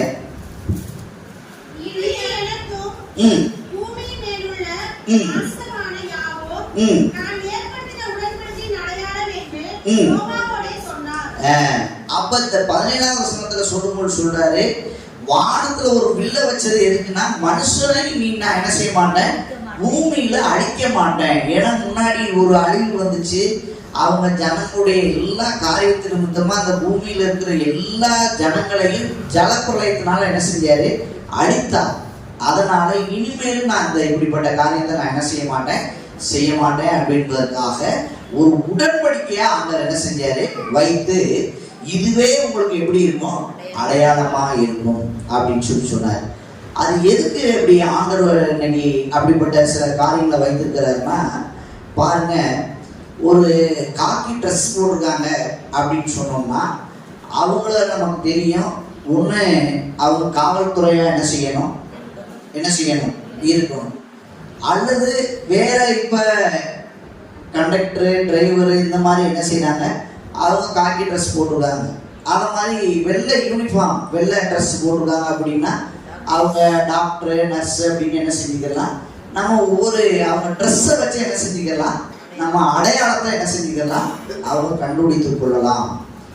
இன்றைக்கு ஆண்டவர் நம்மளை எப்படி வைத்திருக்கிறார்னா, இந்த பூமியில நம்மளை அடையாளங்களாக கர்த்தர் என்ன செஞ்சிருக்கிறார், வைத்திருக்கிறார். இது சில காரியங்களை நம்ம பார்த்துக்கிட்டே இருக்கிறோம். இப்ப மதுரை விட்டு கொஞ்சம் இது பண்ணி இங்கே பார்த்தீங்கன்னா கொஞ்சம் அந்த வட மாநிலத்துல இருந்து வந்திருக்கிறவங்களுடைய பேச்சை நீங்க கேட்டீங்கன்னா அவங்க பேச்சை வச்சு நம்ம என்ன செஞ்சுக்கலாம், அவங்க தமிழ்நாடு இல்லை அப்படின்னு சொல்லி என்ன செஞ்சுக்கலாம், அவங்கள என்ன செஞ்சுக்கலாம். நம்ம அப்ப ஒண்ணு அடையாளம் ஒண்ணு எதுல கண்டுபிடிச்சிக்கலாம், ட்ரெஸ்ஸுனால அவங்க என்ன வேலை பார்க்குறாங்க அப்படின்றத என்ன செஞ்சுக்கலாம், நம்ம அறிந்து கொள்ளலாம்.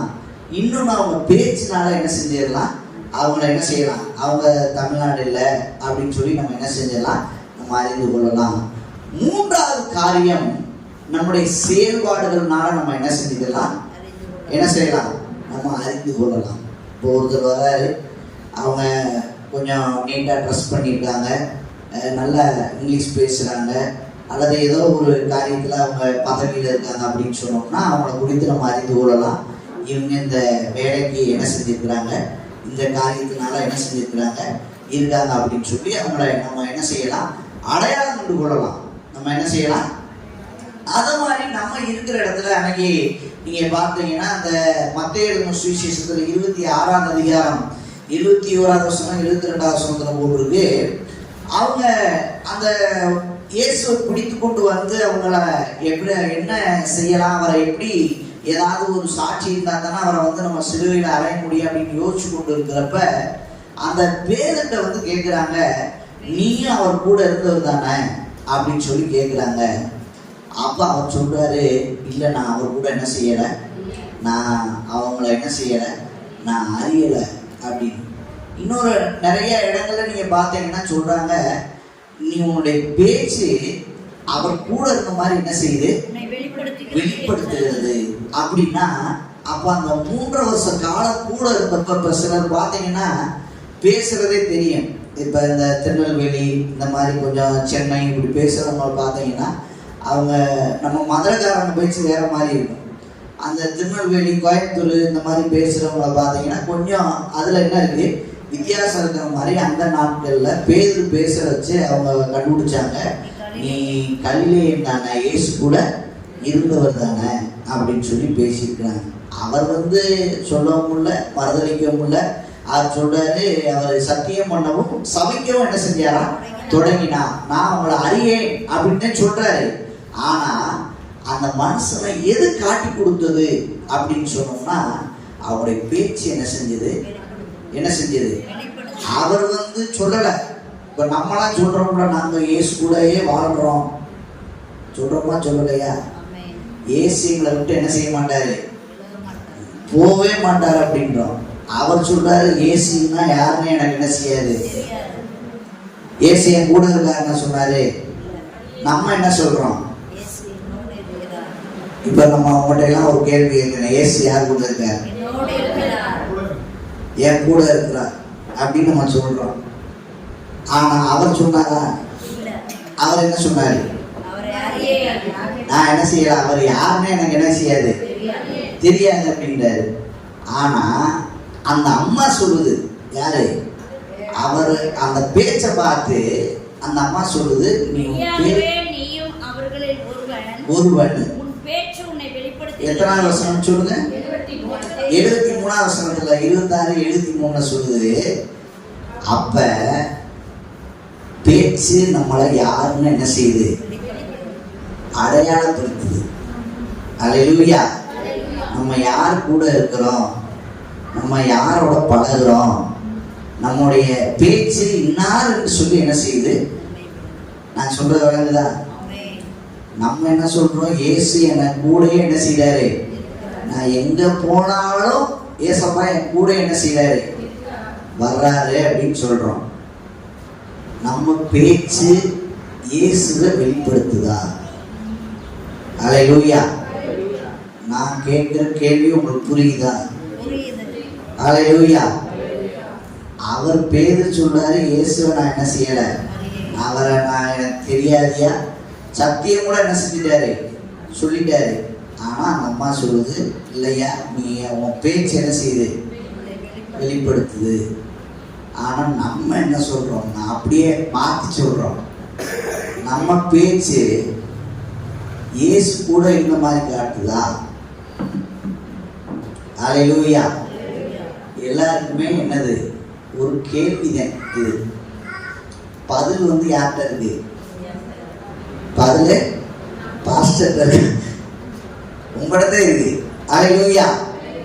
அந்த அம்மா சொல்லிடுச்சு, நான் என்ன செய்யலை, இயேசுவை நான் என்ன செய்யலை, நான் அவங்க கூட இருக்கல, அவர் யாருன்னு எனக்கு என்ன செய்யாது, தெரியாது.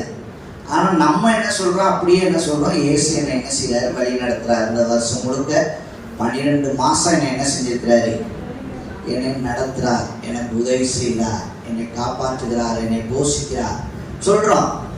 ஆனால் நம்ம பேச்சு நம்மளை யாருன்னு என்ன செய்யணும், நம்மளை வெளிப்படுத்தணும். அல்லேலூயா. அப்படி நம்ம இருப்போமானா ஆண்டவர் அதையும் சொல்றாரு, பூமியில நீங்க எப்படி இருக்கிறீங்க, எனக்கு எப்படி இருக்கிறீங்க, அடையாளங்களா இருக்கிறீங்க. எனக்கு எப்படி இருக்கிறீங்க, அடையாளங்களா இருக்கிறீங்க. இஸ்ரவேலில நானும் எனக்கு கொடுத்திருக்கிற பிள்ளைகளும் எப்படி இருக்கிறோம், அடையாளங்களா இருக்கிறோம். இப்ப சிலர் வேற இன்னும் ஒரு சில காரியங்கள் நம்ம காட்டுறோம் பாருங்க. இந்த ரெட்டப்பிறவி அப்படின்றவங்க ஒன்னோட என்ன செய்வாங்கன்னா இருப்பாங்க. 2 உருவம் ஒன்றோட இருக்கும்.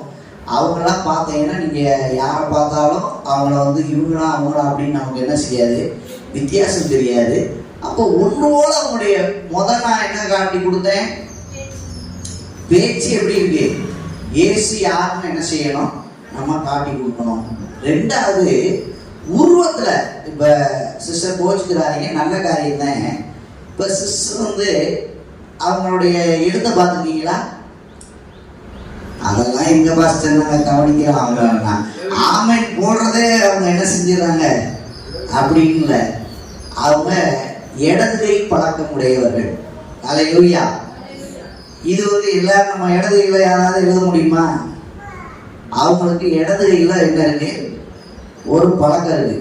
இதுல ஒரு ஸ்பெஷல் என்னன்னா, நம்ம நீங்க எழுதி பார்த்தாலும் அதுல இடது கையில் என்ன செய்ய முடியாது, எழுத முடியாது. அப்ப இதெல்லாம் ஒரு அடையாளம். அல்லேலூயா. இதுலயே வேதத்திலே இருக்கு, இடது கை பழக்கம் உடையவர்கள் அப்படின்னு சொல்லி என்ன செய்யுது. அதை நான் இன்னொரு வலது கைக்கும் இடது கைக்கும் அப்படின்ற ஒரு காரியம் இருக்கு, அதை இன்னொரு நாள் பார்ப்போம். இது எதுக்கு சொல்றேன்னா, ஒரு வித்தியாசத்துக்கு நம்ம எல்லாருமே உருவோட நம்ம எழுதுறோம். எல்லாருமே எந்த கையில எழுதுவோம் அப்படின்னோம்னா, எந்த கையில எழுதுவோம்? நம்ம எல்லாரும் எந்த கையில எழுதுவோம்னா, பாப்பா டைரி கீழே ஓட்டுருச்சு. எல்லாரும் எந்த கையில எழுதுவோம் சொல்லுங்க, வலது கையை காட்டுங்க. அப்ப எல்லாரும் மாதிரி இல்லாம ஒரு காரியம் நமக்குள்ள இருக்குன்னா அதுதான் வித்தியாசம்.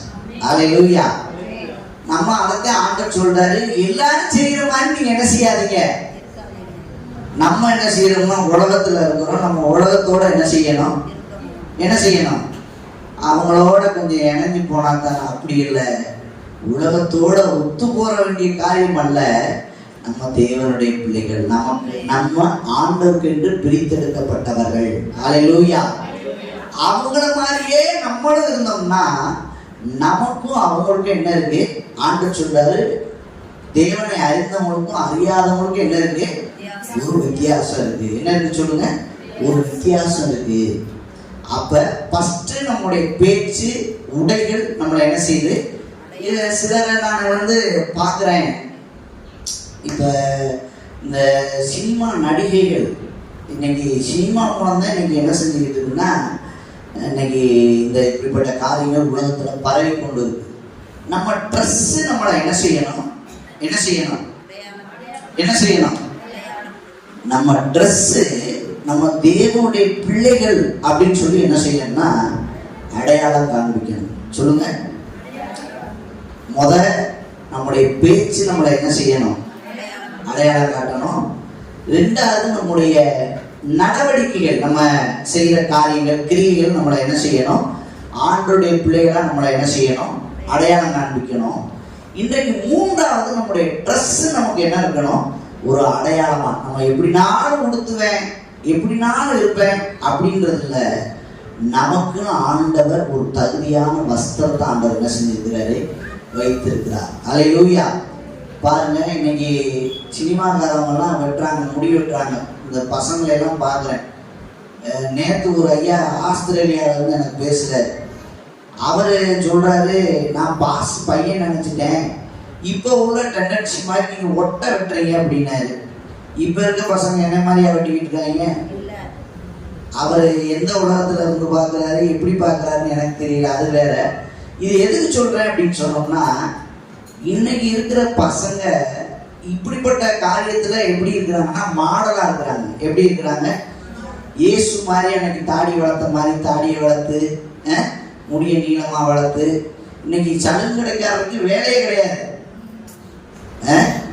ஆனால் பாருங்க, நம்ம யார் என்பதை, நம்ம ட்ரெஸ்ஸு, நம்முடைய பேச்சு, நம்முடைய நடவடிக்கைகள் நம்மளை என்ன செய்யுது, யாருன்னு நம்மளை என்ன செய்யுது, நம்மளை காமிக்குது. இந்த வருஷம் நம்ம முடிய போகுது, நான் யாரை குற்றப்படுத்துறதுக்கு நான் என்ன செய்யலை, பேசலை.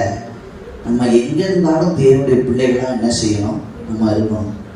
நம்ம ஞாயிற்றுக்கிழமை மட்டும் நம்ம தேவனுடைய பிள்ளைகளாக இருக்கிறோம் அப்படின்னு இல்லை, எங்கே எந்த இடத்துல இருந்தாலும். நான் அதுக்கே சொன்னேன், நம்ம வசனத்தை போட்டிருந்தோம். நான் வந்து வெளியூர்காரன், கல்யாணம் முடிச்ச புதுசுல நான் சொன்னது, இப்போ நான் ஓரளவுக்கு என்ன செய்யும் பாஸ்டர் அப்படின்றது தெரியும். அப்போ யார் என்னன்னா என்ன செய்யாது தெரியாது. ஒரு வசனத்தை இயேசுவே மெய்யான தெய்வம் போட்டிருந்ததுனால நீங்கள் இவருடைய மகனா, அவங்களுக்கு வேண்டப்பட்டவரா, இல்லைன்னா அவர் வண்டியை வாங்கிட்டு வந்துருக்கீங்களா அப்படின்னு கேட்குற அளவுக்கு ஆண்டவர் நாம என்ன செய்யப்பட்டிருக்கு, மகிமைப்பட்டிருக்கு.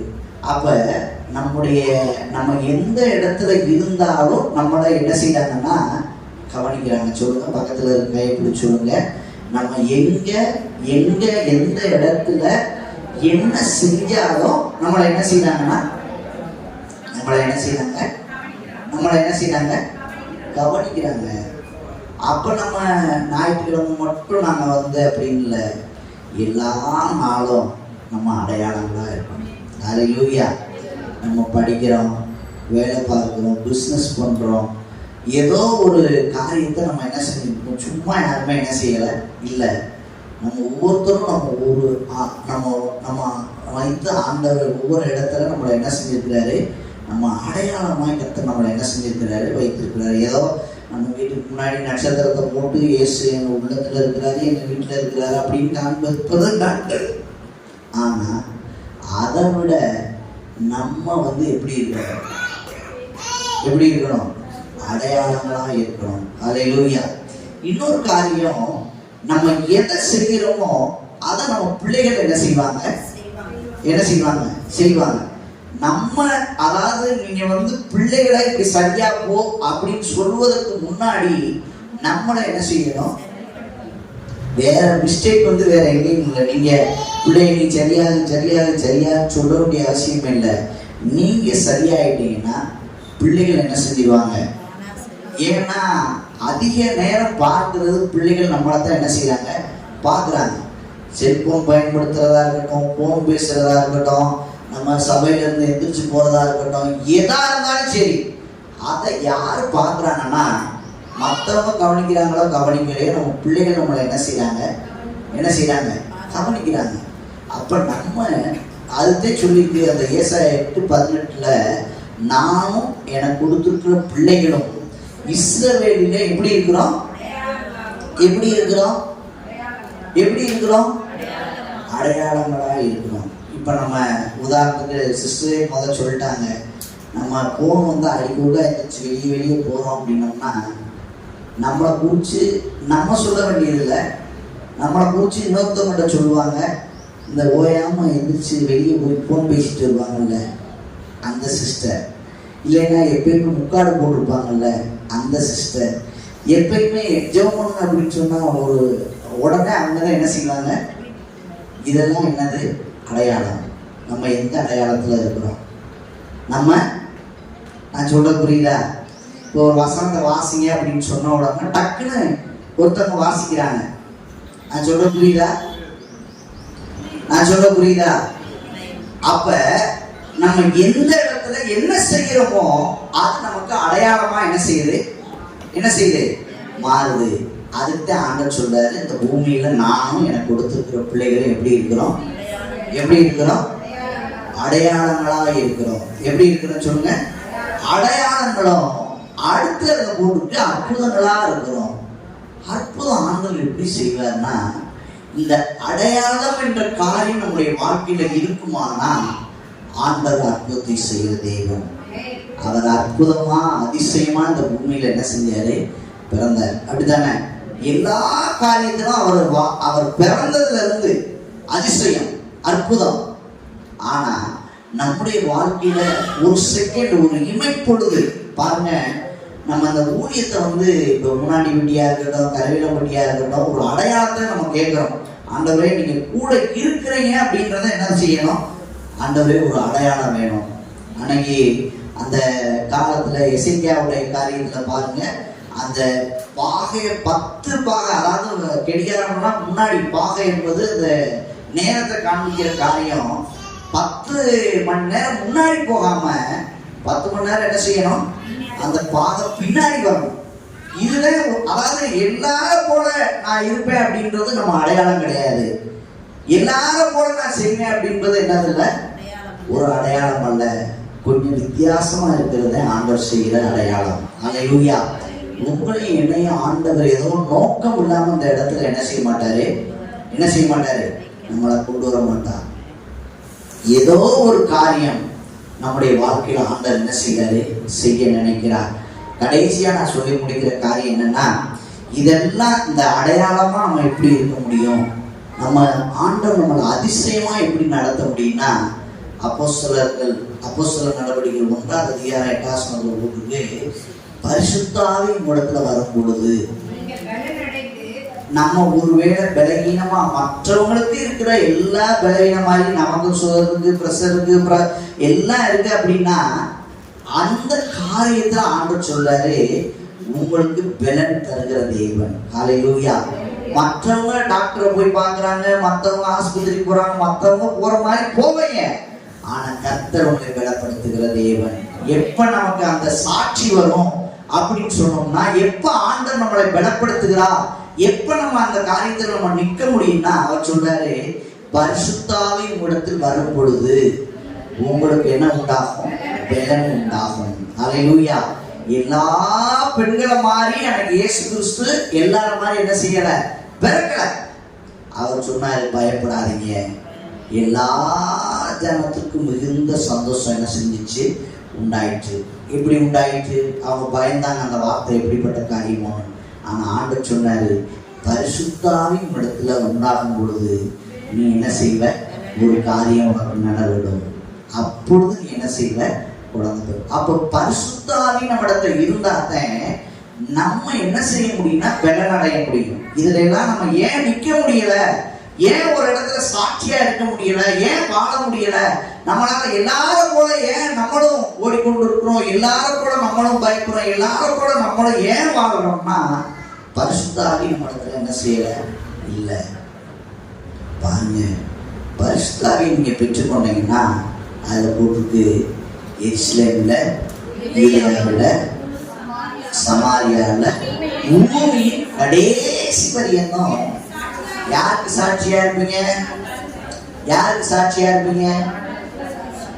ஆண்டவருக்கு எப்படி இருக்கணும், நம்ம சாட்சியா இருக்கணும். எப்படி இருக்கணும் சொல்லுங்க. ஆண்டவருக்கு நானும் எனக்கு கொடுத்திருக்கிற பிள்ளைகளும் இஸ்ரவேலில் எப்படி இருக்கிறோம், அடையாளங்களா இருக்கிறோம், அற்புதங்களா. அடையாளம் என்பது என்னன்னா ஒரு சாட்சி. நான் இப்ப அதை சொன்னேன், எப்ப ஒரு ஜோம் பண்ணுங்க அப்படின்னு இந்த வார்த்தையை சொல்லுங்க அப்படின்னா உடனே பைபிள் படிக்குது. எப்போ ஒரு ஜோம் பண்ணுங்க, இந்த குறிப்புக்காண்டி ஜோம் பண்ணுங்க, யாராவது ஜோம் பண்ணுங்கன்னா உடனே ஜோம் பண்ணும். அப்ப நம்மளை அடையாளப்படுத்துற காரியம் என்னன்னா நம்ம செய்யற அந்த சாட்சி. ஹல்லேலூயா. அது ஏன் வரல அப்படின்னா, பரிசுத்த ஆவி நம்ம இடத்துல என்ன செய்யல இல்ல, நம்ம பலன் அடையல, அதுல தேரல. பரிசுத்த ஆவி வர்றப்ப பாருங்க, அன்னைக்கு அந்த இந்த அப்போஸ்தலர் நீங்க படிச்சுக்கிட்டே வந்தீங்கன்னா அவங்களுக்குலாம் எப்ப பலன் உண்டாயிடுச்சு. அந்த பேதுரு அவங்க சொல்றாங்க, நீங்க ஜீவனுள்ள ஜீவாதிபதியை கொலை செய்தீர்கள், அதற்கு நாங்களே எப்படி இருக்கிறோம், சாட்சிகளா இருக்கிறோம். எப்ப அவங்க சாட்சியா மாறினாங்கன்னா, அவங்க இடத்துல பரிசுத்த ஆவி வந்ததுக்கு அப்புறம் அவங்க எப்படி மாறினாங்க, அவங்க சாட்சியா மாறினாங்க. நம்ம இன்னைக்கு சாட்சியா மாறாததுக்கு காரணம் என்ன அப்படின்னா, நம்மகிட்ட என்ன இல்லை, பரிசுத்த ஆவி என்ன செய்யல இல்லை. அதை நம்ம பெற்றுக்கொண்டோம்னா நம்ம இருக்கிற இடத்துல நமக்கு சொல்லப்பட்டிருக்கிற நிறைய அடையாளங்கள், நல்ல அடையாளம் சொல்லலாம். நம்ம எப்பயுமே இந்த சபைக்கு வந்தாங்கன்னா அவங்களுடைய அந்த முக்காடு என்ன செய்யாது, அவங்க போடாம சபைக்கு என்ன செய்ய மாட்டாங்க. நுழைஞ்ச உடனே, அதாவது ஆலயத்துக்குள்ள இருக்கிற நேரம் நம்ம எப்படி இருக்கணும், முக்காடு போட்டிருப்பாங்கல்ல. ஒரு வசனத்தை வாசிங்கன்னு சொன்ன உடனே அவங்க வாசிப்பாங்கல்ல. ஒரு ஜோம் பண்ணுங்க அப்படின்னு சொன்ன உடனே அவங்க முதல் ஜோம் பண்ணுவாங்கல்ல. அப்படின்னு நல்ல சாட்சிகள் எத்தனையோ அடையாளங்கள் நம்மளை என்ன செய்யும், எப்பயுமே நீட்டா ட்ரெஸ் பண்ணிருப்பாங்கல்ல, ஒயிட் அண்ட் ஒயிட் தான் சர்ச்சுக்கு வருவாங்கல்ல. அப்படின்னு நம்ம என்ன செய்யலாம் பாருங்க. இப்ப இந்த நிறைய காரியத்துல இன்னைக்கு நம்ம சொல்லலாம், இந்த கட்சிக்காரங்கலாம் இன்னைக்கு அந்த துண்டுல அவங்களுடைய அவங்க கட்சியை போட்டுட்டு அவங்க இந்த கட்சிக்காரங்கன்னு சொல்லி என்ன செய்யறாங்க, காட்டுறாங்க.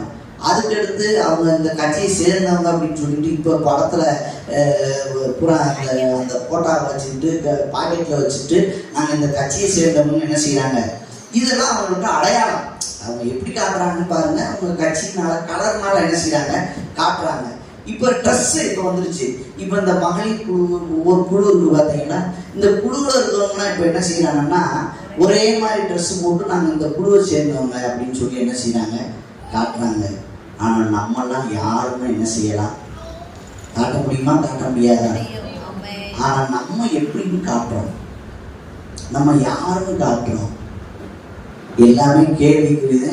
நீங்க அந்தந்த இடத்த என்ன செய்யுங்க, ஃபில் பண்ணிக்கோங்க. நான் யாரையும் குற்றப்படுத்துகிற காரியம் அல்ல. இது நம்மளை வருஷத்துல கடைசியில வந்து என்ன செய்யணும், நம்ம நிற்கிறோம், நம்ம ஸ்டார் போடுறது நல்லது, நம்ம அடையாளமா இருக்கிறது நல்லது. இதெல்லாம் நம்முடைய வாழ்க்கையில பரிசுத்த ஆவி வர்றப்ப நீங்க பலன் அடைவீங்க. நீங்க எல்லா இடங்கள்லையும் சமாரியாவில், எருசலேமில், உலகத்தின் முடிவு வரையும் அந்த சகல நாட்களும் எனக்கு உலகத்தின் கடைசி வரையும் தான் எனக்கு எப்படி இருப்பீங்க, நம்ம சாட்சியா இருக்கணும். எப்படி இருக்கணும்னு சொல்லுங்க, எப்படி இருக்கணும், சாட்சியா இருக்கணும். அதுதான் முக்கியம். ஒரு இடத்துல ஒரு சாட்சி கெட்டு போச்சு அப்படின்னா நீங்க அதுக்கப்புறம் என்ன செஞ்சீங்கனாலும், நீங்க எப்படி மாறினீங்கனாலும் அந்த சாட்சியை பலபடிக்கு என்ன செய்ய முடியாது, என்ன செய்ய முடியாது, நம்ம கொண்டு வரவே முடியாது. அதனால நமக்கு நிறைய நம்ம ஆண்டவருடைய பிள்ளைகள் தான், நம்ம நிறைய காரியத்தை நம்ம செய்கிறோம் நல்லதை. ஆனால் தேவன் நம்மளை பார்த்து ஒரு வருத்தப்படாத காரியம், நம்ம அவருக்கு எப்படி இருக்கணும், அடையாளங்களா சாட்சியா இருக்கணும். அல்லேலூயா. இருக்க முடியுமா, இருக்க முடியுமா? ஒருவேளை நம்ம இப்படிப்பட்ட சொல்லப்பட்டிருக்கிற காரியத்தில் ஏதோ நம்முடைய வாழ்க்கையில நம்ம அந்த தவறுதல் இருக்குமானா, மிஸ்டேக் இருக்குமானா, நம்ம எல்லாருமே அப்படி கரெக்டாக நம்ம நூல்படியில் இருக்கிறோம்ல, ஏதோ ஒரு விதத்தை நம்ம என்ன செய்யறோம், நம்ம தவறுகிறோம். அப்படிப்பட்ட காரியத்தை நம்ம சரி செய்வோம். கர்த்தர் நம்மளை ஆசீர்வதிப்பார். முழங்கால் படிவோம், அதை நோக்கி பார்த்து கொஞ்ச நேரம் நம்மளை பேசின காரியம், உருட்டின காரியம், தேவ சமூகத்தில் நம்மகிட்ட எப்படிப்பட்ட காரியம் இருக்குமானா, ஆண்டவரே நாமும் ஒருவேளை நம்ம பிள்ளைகள் நம்மளை தலை மாறுவதற்கு, வழி விலகுவதற்கு நம்ம காரணமாக இருக்கக்கூடாது. அதனால ஒருவேளை இப்படிப்பட்ட காரியம் இருக்குமானா உண்மையா தேவ சமூகத்தில் சொல்லணும். Hallelujah, hallelujah, hallelujah, hallelujah. Thank you, Father. அப்படியே ஆண்டவரோடு பேசுகிற ஒரு நேரம். நன்றி அப்பா. Hallelujah, hallelujah. உம்மோடு இருக்கணும்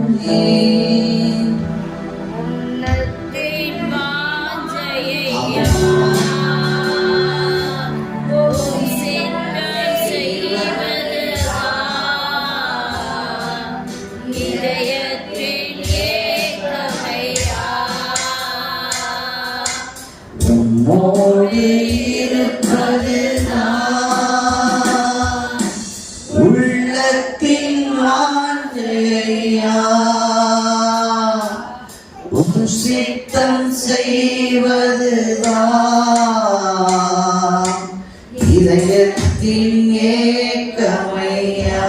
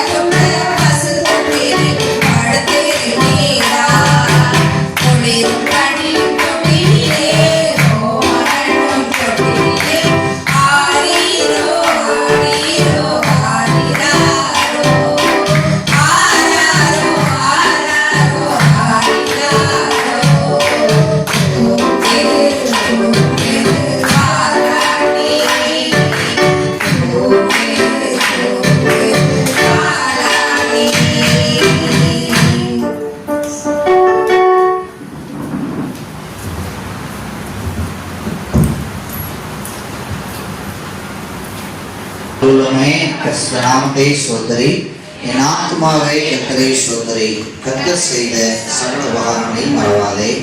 ஆமென். நம்முடைய கர்த்தராகிய இயேசு கிறிஸ்துவின் கிருபையும் பிதாவுடைய அன்பும் பரிசுத்தருடைய ஐக்கியமும் இன்றும் என்றும் சதா காலமும் இந்த ஆலயத்துக்குள்ள இருக்கிற நம் அனைவரோடு கூட இன்றைக்கு இருப்பதாக. ஆமென். அல்லேலூயா. அல்லேலூயா.